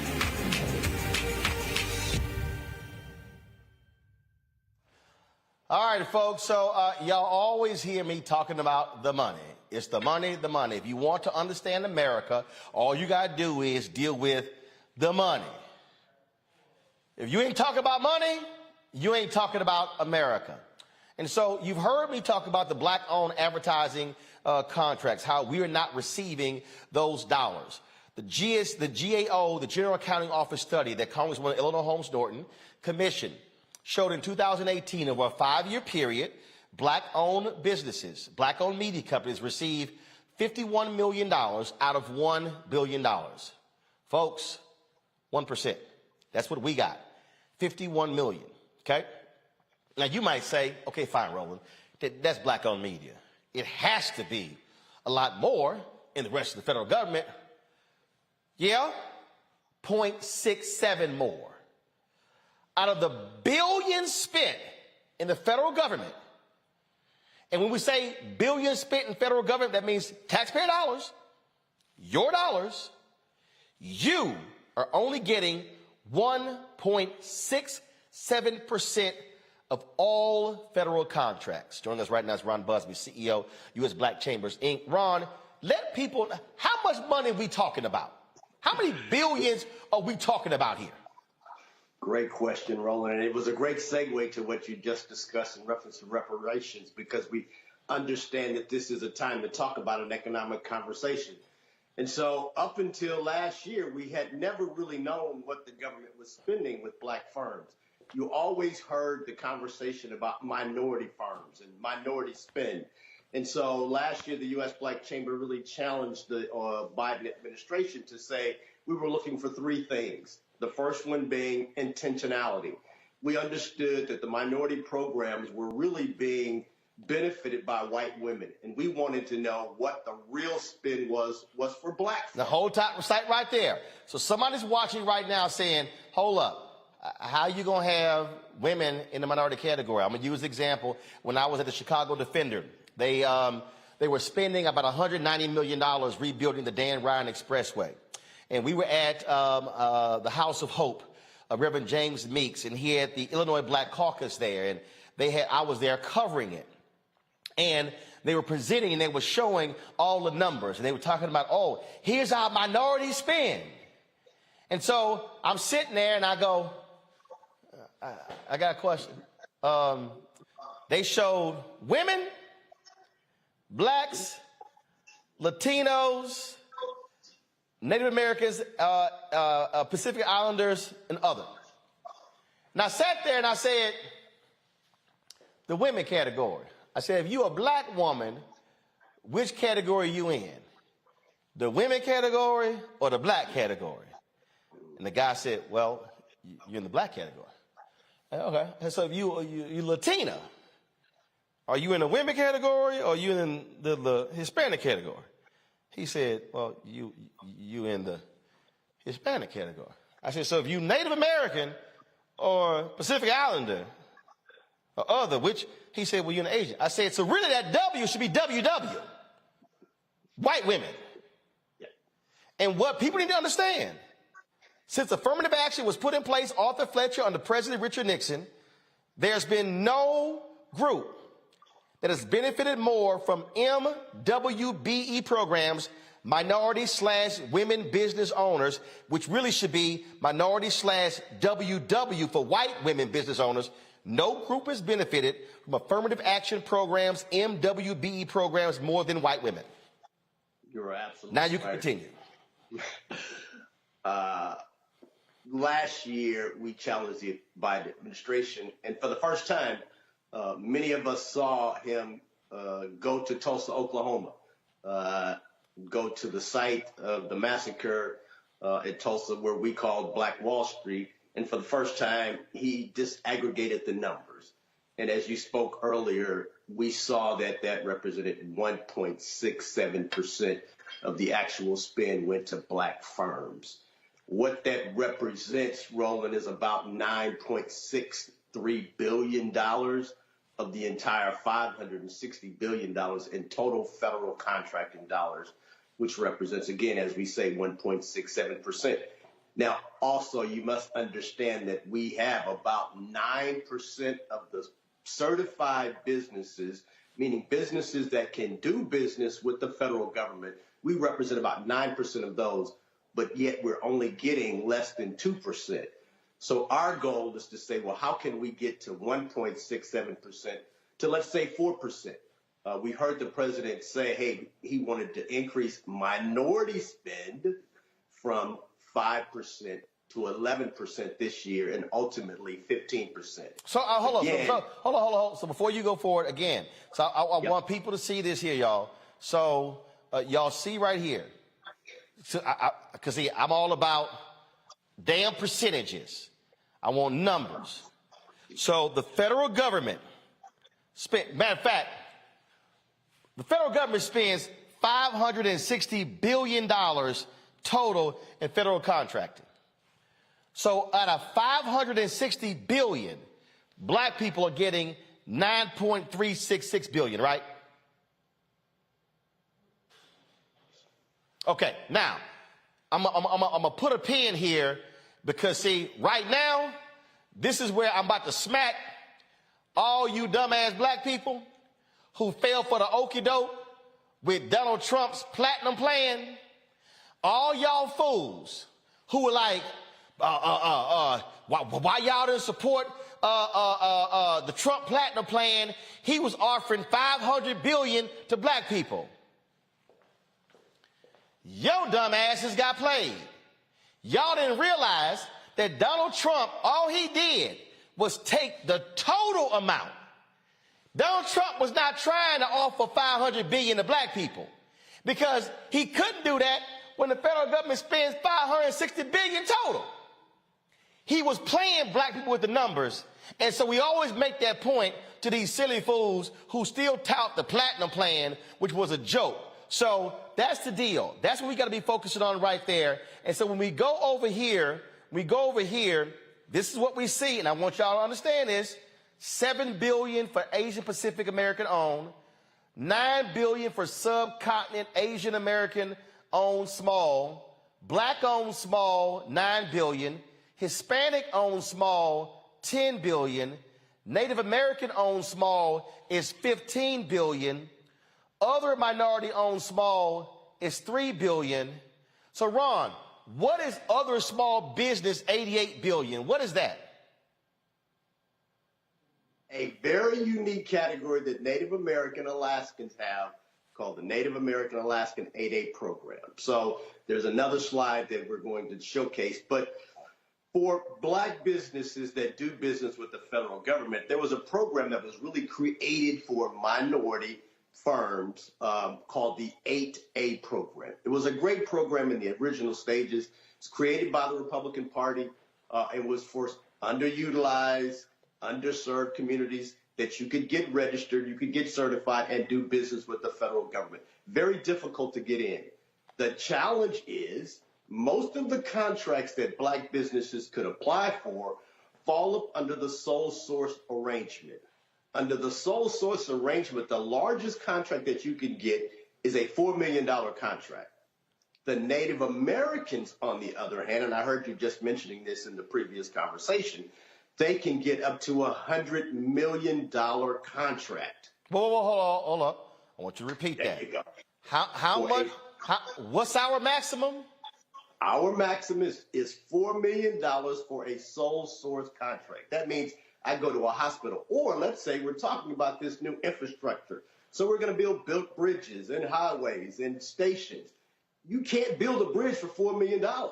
The total contract that I can be awarded is a $4 million contract, and I can only have it up till 9 years that I can be in the program, the 8A program. For the Native Americans, they can be in it for perpetuity. We were just talking about being able to trace your heritage.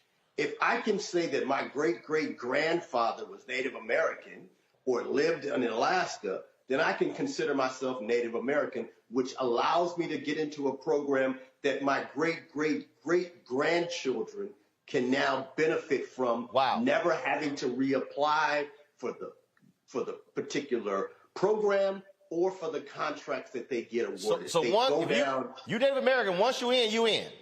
You in. Okay. And so we're saying, how can we create generational wealth in a 9-year span? It just cannot. First of all, in a 9-year span when it's capped at $4 million. At $4 million. Okay, so let's do this here. Go back to the last slide, y'all, because I think it's important for us to do this because people need to understand. So it says not a small business, $420 billion. We learned this during the whole PPP thing, Ron, that in the United States, a small business is categorized as less than 500 employees? Correct. So it's a lot of large businesses running around, and we saw with the restaurants. The chain restaurants broke it down to individual locations to qualify for PPP loans. So we're talking about, again, so people understand how the numbers work. When you hear the phrase, let's help small businesses in America, really, they're talking about folks from 499 employees on down. Black-owned businesses, look, pre-COVID, there were 2.6 million black-owned businesses, 2.5 million had one employee. So since COVID, those numbers have been updated, but the percentages are about the same. We're down to about 900,000 black. Now, before I go back to the other slide, I need you also to explain to people in this not a small business category. Now, y'all listen, like we teaching y'all this Civics 101, your government money. Not a small business got $420 billion out of the $560 billion. Now, what y'all don't realize is, under Republican presidents, they bundle the contracts, meaning they can only, if you one of these folk, you can only qualify for the projects because you can't afford the investment, the bonding, and everything else. Obama-Biden, they unbundle the contracts to allow for minority businesses to compete. Trump came in, then bundled them back. Ron, are we seeing Biden-Harris unbundling these contracts to allow for minorities to compete? We're seeing some of that, and you'll see us doing more advocating on that behalf as we really start to look at this infrastructure opportunities. We had a meeting yesterday or this week with HUD. They are very intentional because we're looking for three things. The first one being the intentionality, what we're speaking about. The second one is the transparency, which we now actually see. And then the third piece is the accountability, because as you stated, many of the large contracts go to large government contractors, and they say we're going to subcontract to minority firms, but we see very little of that actually happening to black firms. What we have here is to say, okay, well, I know that my good friends here want to talk about government contracts, and you'll see that the majority of the firms are getting sole source contracts, but for black firms, the largest contract we can get under a sole source relationship is a $4 million contract, which isn't going to cut it in these new opportunities that are being discussed and implemented across. So with that point, and the reason it's important, y'all, and I keep telling y'all, all these other folk who claiming they media, they ain't having these conversations. So that's why you need to understand who's real and who's not.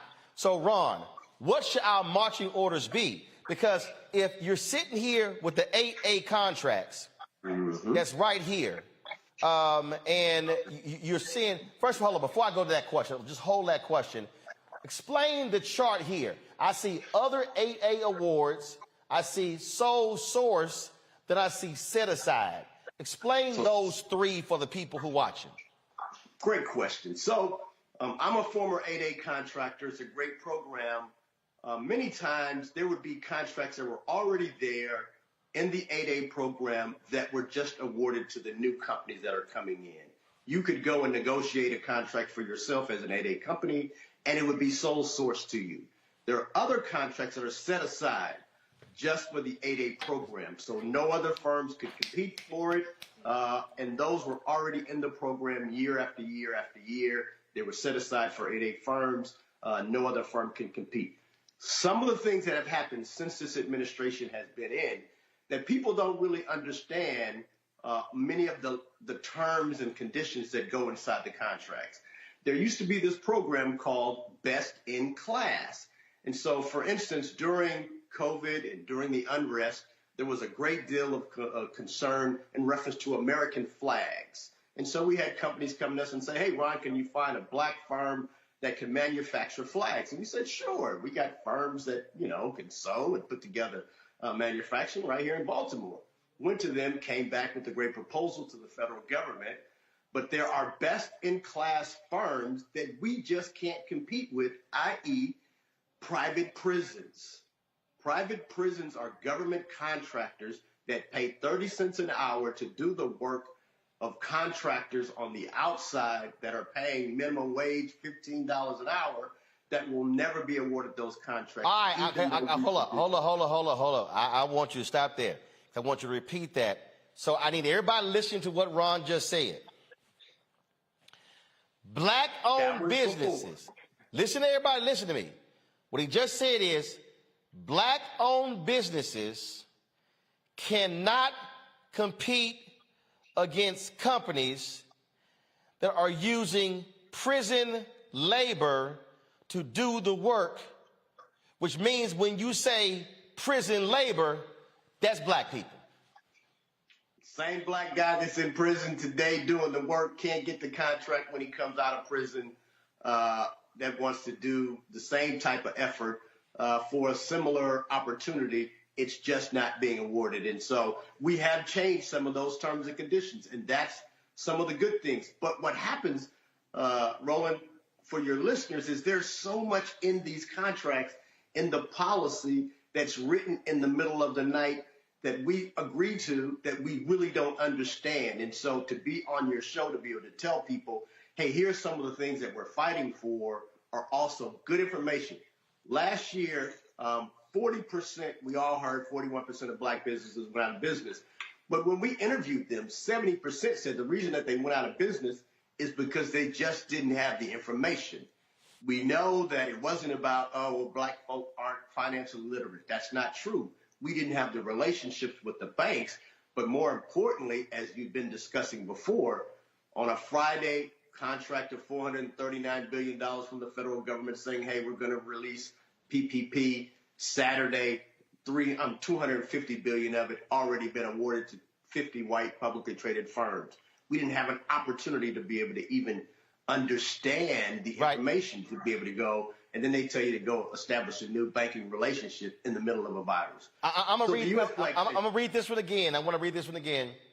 Because again, y'all, I need y'all to understand. See, y'all always talking about, man, why y'all talking about the money? What did Ron just say? We don't have the information. No one's explaining it. That's why this show matters.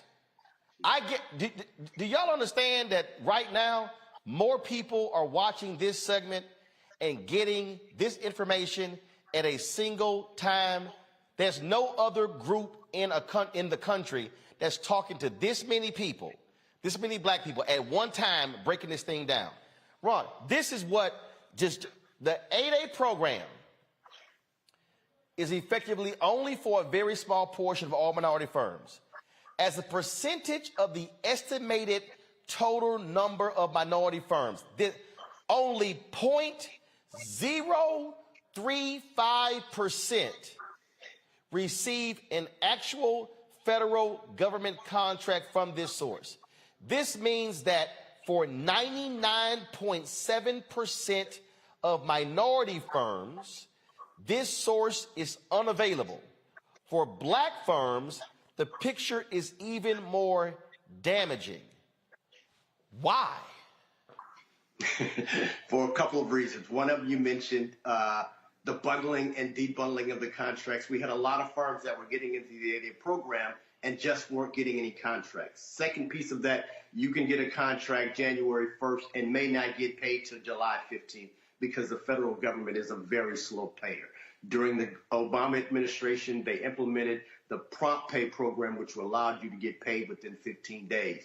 Under the Trump administration, that was removed. It went back to somewhere around anywhere from 90 days all the way up to 6 months. No. See, again, I know some of y'all, I love y'all at home when y'all say, Roland, why y'all interrupting? Because sometimes you got to slow some stuff down so you can understand that. Greg Carr know what I'm talking about, just like in class. If you got a student who ain't catching it, you got to say, hey, Doc, hold on, slow that down. Y'all, I want y'all to listen to what Ron just said. I'm going to use a real life example. There was some work that we did for a major company in August of 2021 that we here the payment did not show up at our bank until January. I need y'all to hear what I just said. There was some work that we did, 6-figure work, in August. The payment didn't show up to January. Now, because of y'all giving, because I know how to manage money, we were able to pay our payroll in September, October, November, December, and January, and we're not sweating the money coming in. A lot of other people not in that situation. So if you don't change the rules for payment, then black firms are sitting here. We can't wait 6 months for a check to come in. Ron, go ahead. And we know we pay twice the rate for the same capital that our white firms that are competing us against. And when you say twice the rate, you mean interest rates. Interest rates. Right. Yeah, the average black person is paying twice. Right. And luckily for us, praise the Lord, I got no debt, I got no loans, I got no interest. So I don't have that issue. But again, this is what we have to deal with. Okay, Ron, go ahead. Finish the point. So the last thing I wanted to tell you is about media, because I knew you were going to ask this question. How much is actually being spent with black-owned media? Because I hear you talk about this often, and I don't have a total number. What we do know is that, and you probably have heard this, Congressman Hank Johnson and 31 other members from the Congressional Black Caucus sent a letter to President Biden asking him what their spend was with black media. We can say that during the virus, that HHS spent $360 million total. Of that, roughly $20 million went to black media, which represents about 5.5%. Actually, I'm gonna hold you on that, Ron, because I need you to do some help here. I read that letter. In that letter, under the $20 million for black-owned businesses, they included the Oprah Winfrey Network. The Oprah Winfrey Network is not a black-owned business. Discovery, which now is Discovery Warner, owns 95% of the Oprah Winfrey Network.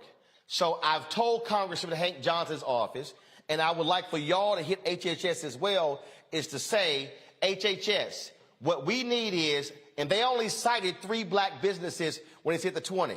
No, what we need to see, Ron, we need to see the whole list of all of the so-called black-owned media that got that $20 million, so we can look at it and go, no, they not black-owned, they not black-owned. So I'm still waiting on that as well. So I'm curious to know how much OWN got, because they're claiming, it total $20 million. Well, if OWN got a majority of the $20 million, that 5 points goes down. 2%. So that's a great segue into what we do effective last year, and that is we now certify black-owned businesses.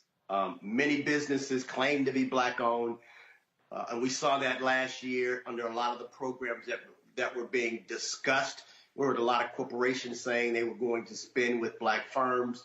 We heard $1 billion of commitments, but very little of that could be traced back to real spend. And so a lot of the conversation was, well, we don't know where to find black firms, and so the U.S. Black Chamber came up with the certification BYBLACK.US, buyblack.us, where if you are 51% owned by a black person or more, you can now be certified.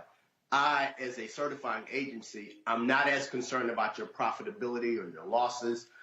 I want to know, are you who you say you are, and is the owner who they say they are? We've seen, as Roland has just mentioned, many businesses claim to be black-owned, but we cannot find the fact that they are. They may have 2 different owners on different documentation, depending upon where the opportunity lies. We also know that many of our firms aren't certified, and so it's difficult for them to be classified as black-owned or to be found and to be supported. And so a lot of organizations are charging exorbitant dollars just to say you're certified. You can be certified as an Asian-owned business in America. You can be certified as a gay and lesbian-owned business in America. You can be certified as a woman-owned business. But black and brown businesses are certified as minority programs, minority businesses. And so we say, no, we want intentionality. We want to make sure that you are being certified as a black-owned business so that we can now hold the federal government as well as the private sector accountable. And then we can also hold you accountable. Understand that we even partnered with the national organization that wanted to give us a face of our certification program, but they couldn't be identified as Black-owned initially because of venture capital. The owner said, gosh, you're right. And then they went and bought back some of the shares of their own business to make sure that they were 51% owned. Well, so the U.S. Black Chamber understands the concerns, and we're putting in programs to make sure that there's accountability. Well, I'm going to tell you this, Ron. We were meeting with a particular company, and they actually asked us, were we certified as a MWBE? And I said, who the hell are you looking at? And they're like, what do you mean? I said, I own 100% of the company. I'm 100% Black. I think I'm certified. We can make sure you can get certified then. Yeah, I let them know. I think I'm certified. We got questions. Larry, I saw during some of the presentations, you were just shaking your head at hearing some of those numbers. I'm going to let you go first. Wow, Roland, I mean, that's and don't hold against Ron here, Kappa. But go ahead, Alpha. Go ahead, okay. Go ahead, Brother Larry. Yeah, Ron, I'm not going to hold against you, brother. But I want to say, first of all, Roland, that you gave a master class and, and having Ron on, because honestly, there are a lot of Black folks, including me, some of these stats, and even had worked on Capitol Hill, I wasn't aware of currently. So thank you for that. So, Ron, I want to talk a little bit about, these percentages, which are really tiny, right? So Black people make up about 13% of the U.S. population. Do you have any studies or reports? Because we talk about generational wealth, and then you talk about this lack of information, right?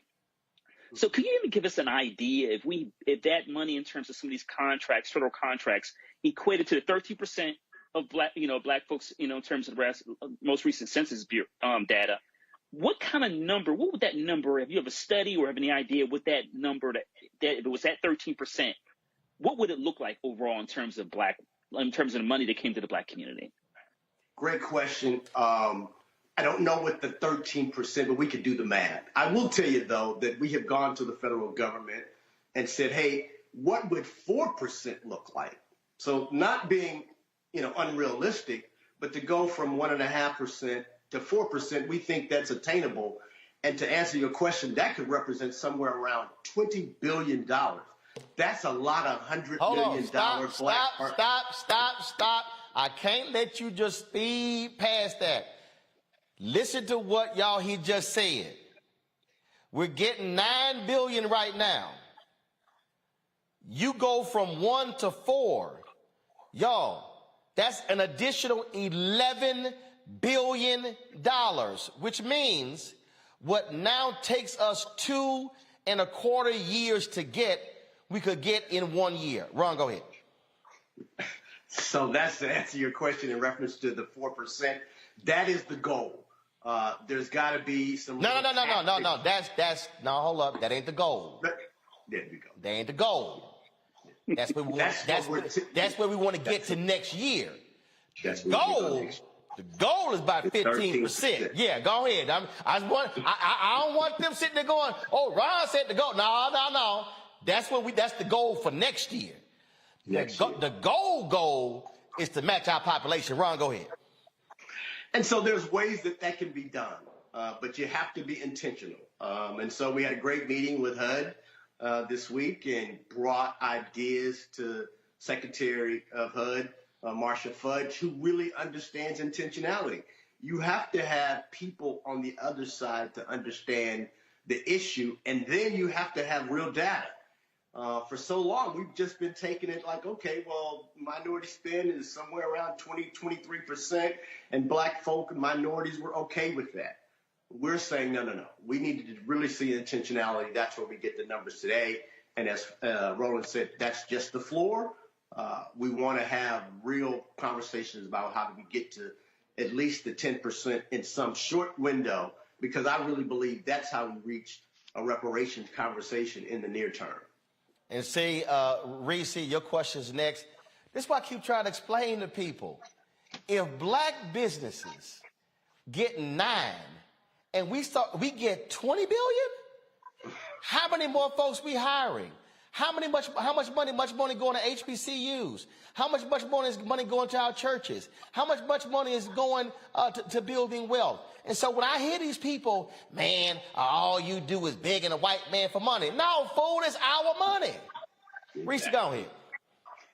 Yeah, I actually have been in federal contracting for over 15 years. So there's a lot of money out there.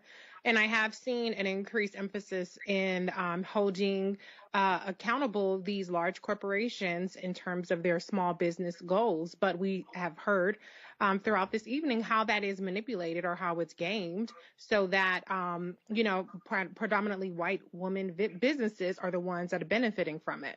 And the Alaska Native requirements are a huge deal. I have personal experience with that in the contract that I worked on. So I guess my question is, so much of the emphasis is always put on personal responsibility in terms of, individuals getting licensed or them meeting the requirements.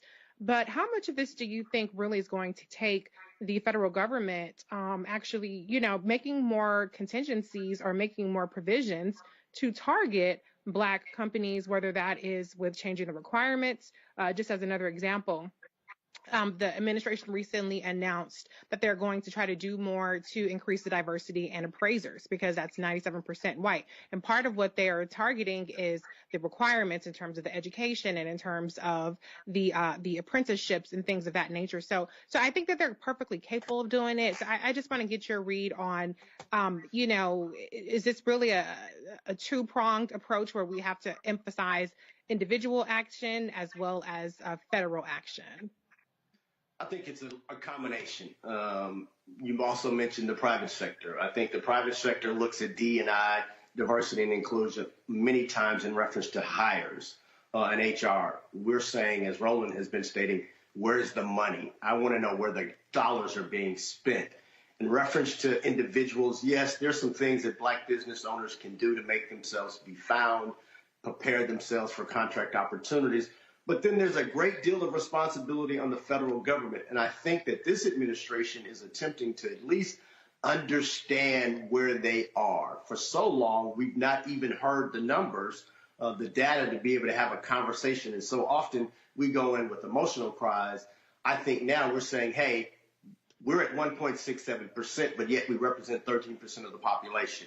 We want to see a 4% spend with Black firms and bring them a plan to say, here's how you reach that goal.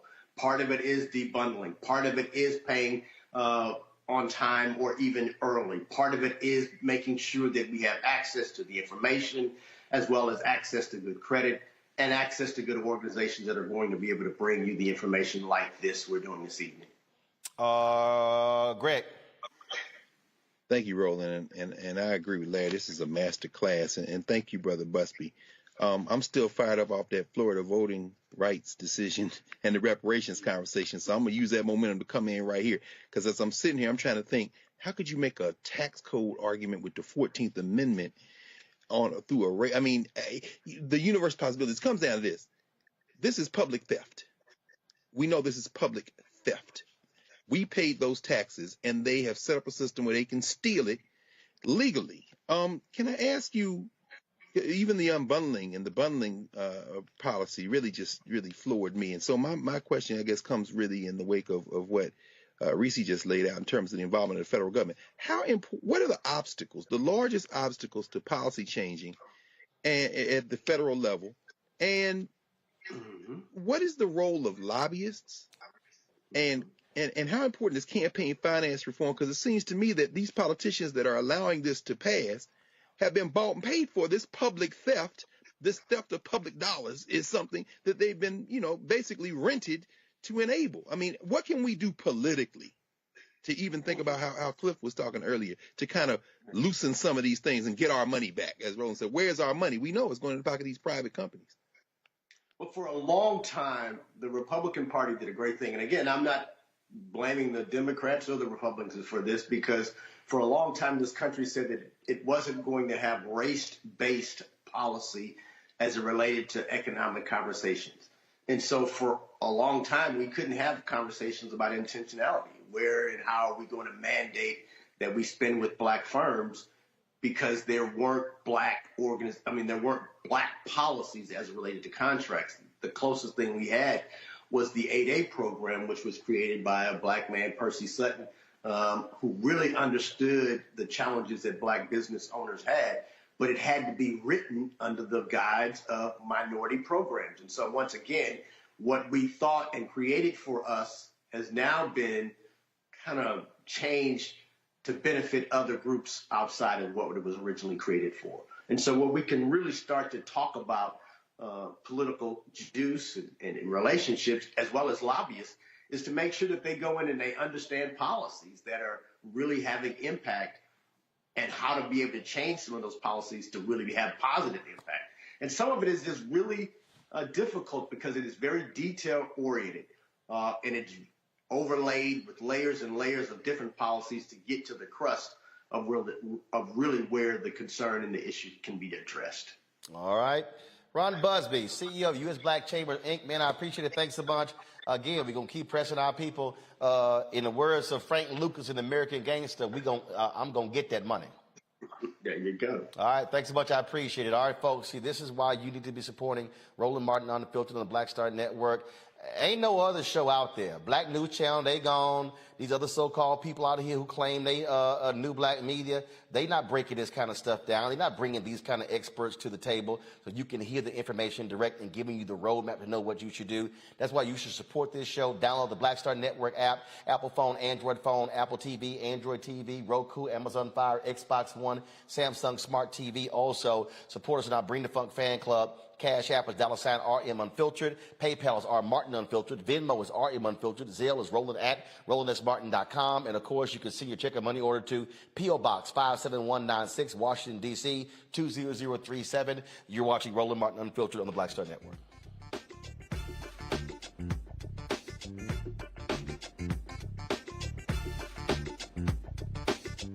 Now, did you ever want to do a soap opera? I did it before, Another World. I did it years ago. With Joe Morton, Morgan Freeman, called Another World. It's the funk now, but that's how I started in TV. My first job. My very first TV job. Joe Morton and Morgan Freeman were on a soap opera? Together. Yes, wow. I know. Oh, I loved it. I played a prostitute. I was real raw. My name was Lily Mason. I was a hoe on Tuesday and I owned the town 2 weeks later. That's how they do you. Right, that's how soap opera. You evolve, yeah. Right. So now I'm on this, but I'm rich right from Jump Street. So I'm loving it.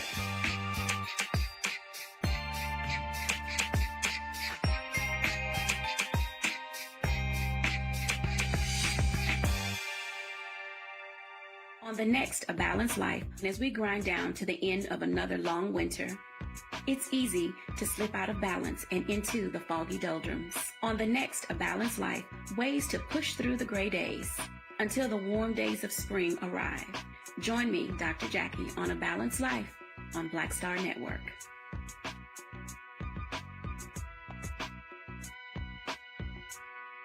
Hey, what's up, everybody? It's Godfrey, the funniest dude on the planet. Hey, I'm Taj. I'm Coco. And I'm Lily. And we're SWV. What's up, y'all? It's Ryan Destiny, and you're watching Roland Martin.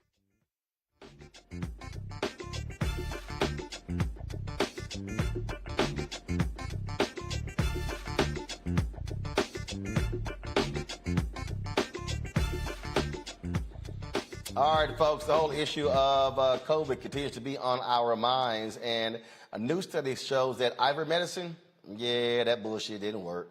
You know, you had Donald Trump and all these other people out here yelling, hollering, screaming, Joe Rogan and others saying, oh, we should have everybody taking ivermectin. Well, they found it to be ineffective in decreasing the chance of hospitalization for patients with COVID. The drug, typically used for parasites, was promoted by conservative commentators and Fox News as a treatment despite a lack of conclusive evidence early in the pandemic. Well, researchers with the New England Journal of Medicine says they did not find a significantly or clinically meaningful lower risk of medical admission to a hospital or prolonged emergency department observation. Ivermectin is not authorized or approved by the FDA for use against COVID, and most health experts recommend against prescribing the anti-parasite drug for this purpose. Dr. Alexa Gaffney, an infectious disease specialist, joins us now. Well, hello. Hey, as they say, as we say on here, hashtag, we tried to tell you. Yes, we sure did. And it's like beating a dead horse. People will not No let pun. it go. Hold on. Beating a dead horse. No pun intended. None. No pun intended. So over the course of this pandemic, since this whole notion that ivermectin could be helpful against COVID-19, there's been tons of quote unquote clinical trials, and I'm throwing air quotes because when they tried to do a meta-analysis of all of this data, they had to throw out a significant portion of these studies because they just weren't done properly. You know, the gold standard of a clinical study is a double-blind, randomized, placebo-controlled trial, and most of the people who are out here supporting ivermectin don't even know what that means.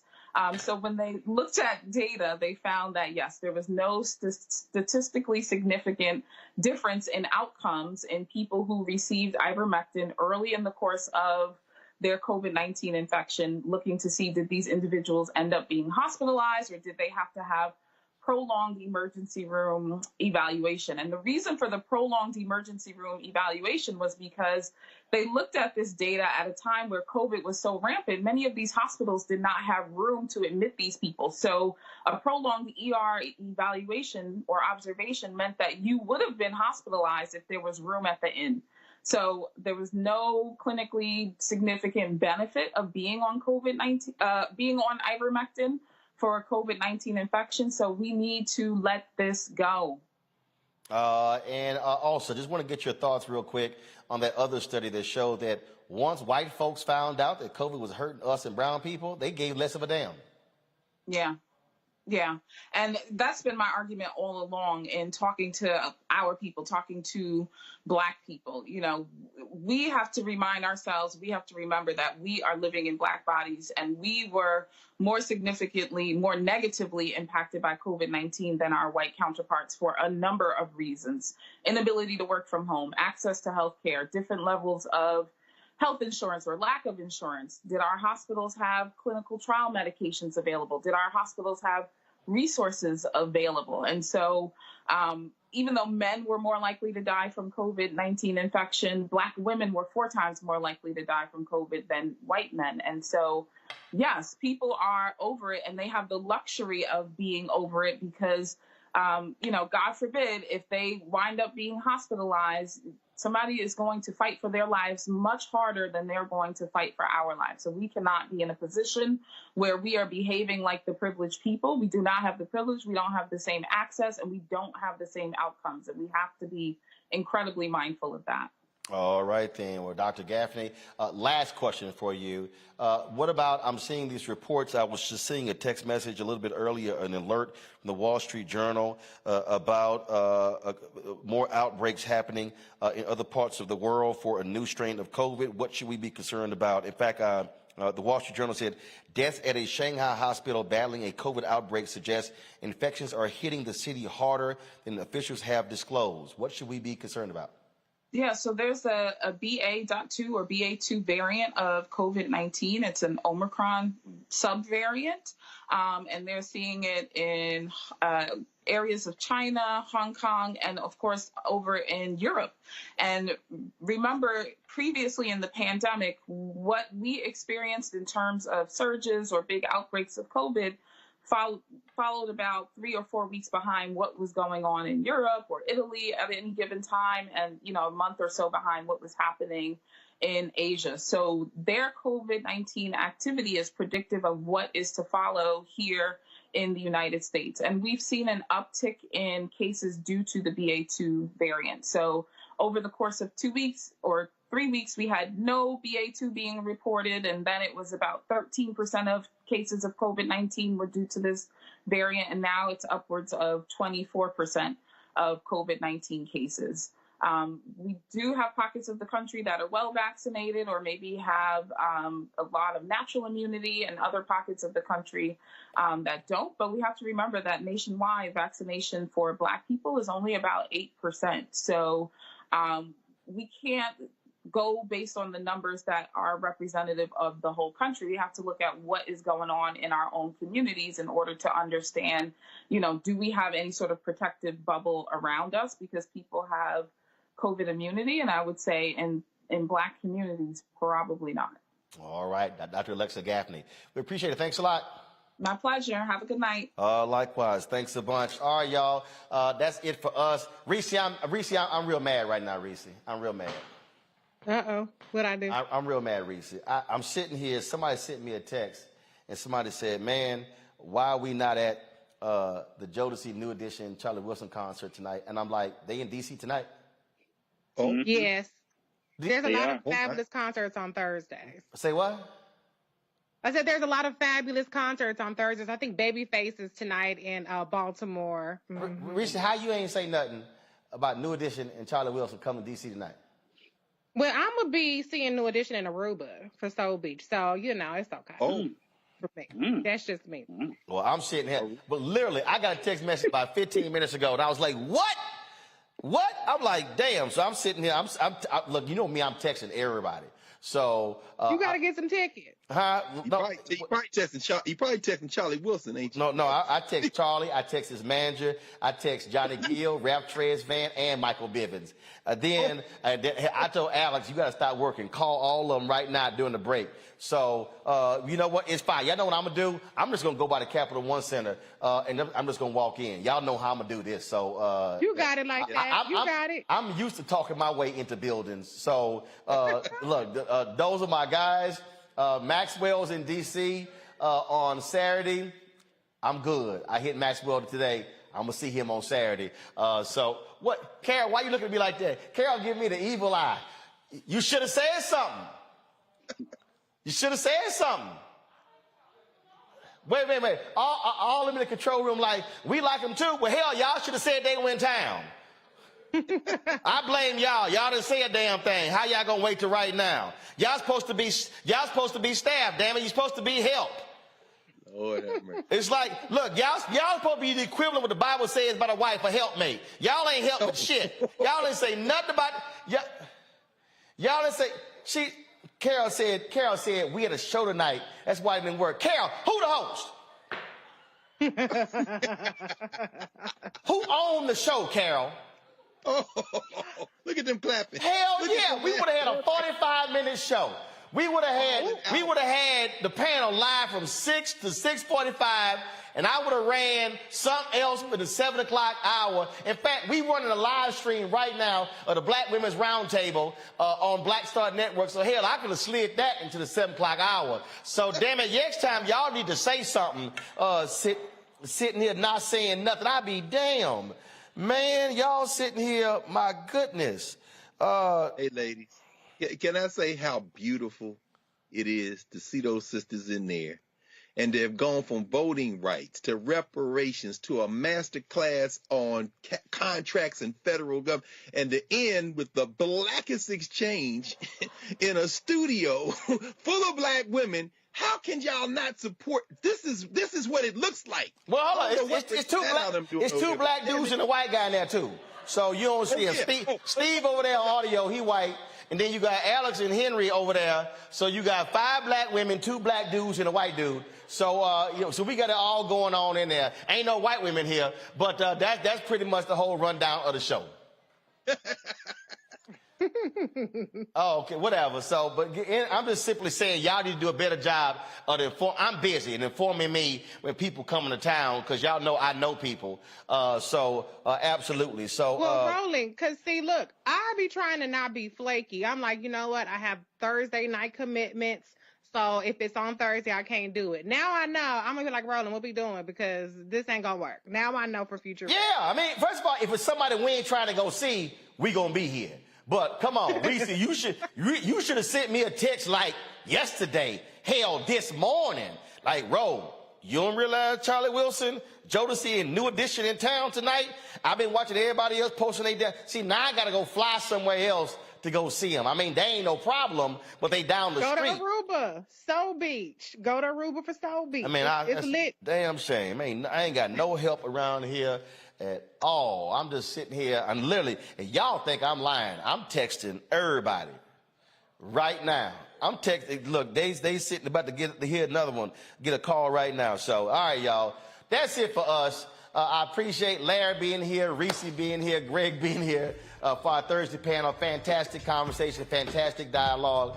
We're going to put that, what I said to y'all about that Will Smith video, we're going to put that out as well because, y'all, we speaking truth and we bringing that funk every single day on Roland Martin Unfiltered. I tell y'all, ain't no other blacker show out there. Y'all can waste y'all time flipping through the channels and y'all can see maybe one person, no, they ain't doing it how we do it. And so y'all know what you do. Download the Black Star Network app, Apple phone, Android phone, Apple TV, Android TV, Roku, Amazon Fire TV, Xbox One, Samsung Smart TV. Also, support us on our Bring the Funk fan club. That's what you must do as well, folks. And, of course, send a check on money order to P.O. Box 57196, Washington, D.C., 20037. The Cash App is $RM Unfiltered. I told y'all we got them fraudulent people who are out there doing their thing. I showed y'all earlier the frauds. Shut them down. This is the only Cash App we have. $RM Unfiltered. PayPal is R Martin Unfiltered. Venmo is RM Unfiltered. Zelle is Roland at RolandSMartin.com. Roland at RolandMartinUnfiltered.com. Folks, that is it. Some people hit me up. They were like, man, why you got a suit on? I had to do a TV interview today, and then I had to have a meeting at lunch with entrepreneurship, a.k.a. So I was like, all right, I'm going to go ahead and wear the pinky green. So y'all know, it's called coordinated. So some of y'all like, I didn't realize he have suits. Y'all, I got 150 suits. I just don't feel like wearing them. That's it. I'm going to see y'all tomorrow right here. Roland Martin Unfiltered on the Black Star Network. Holla!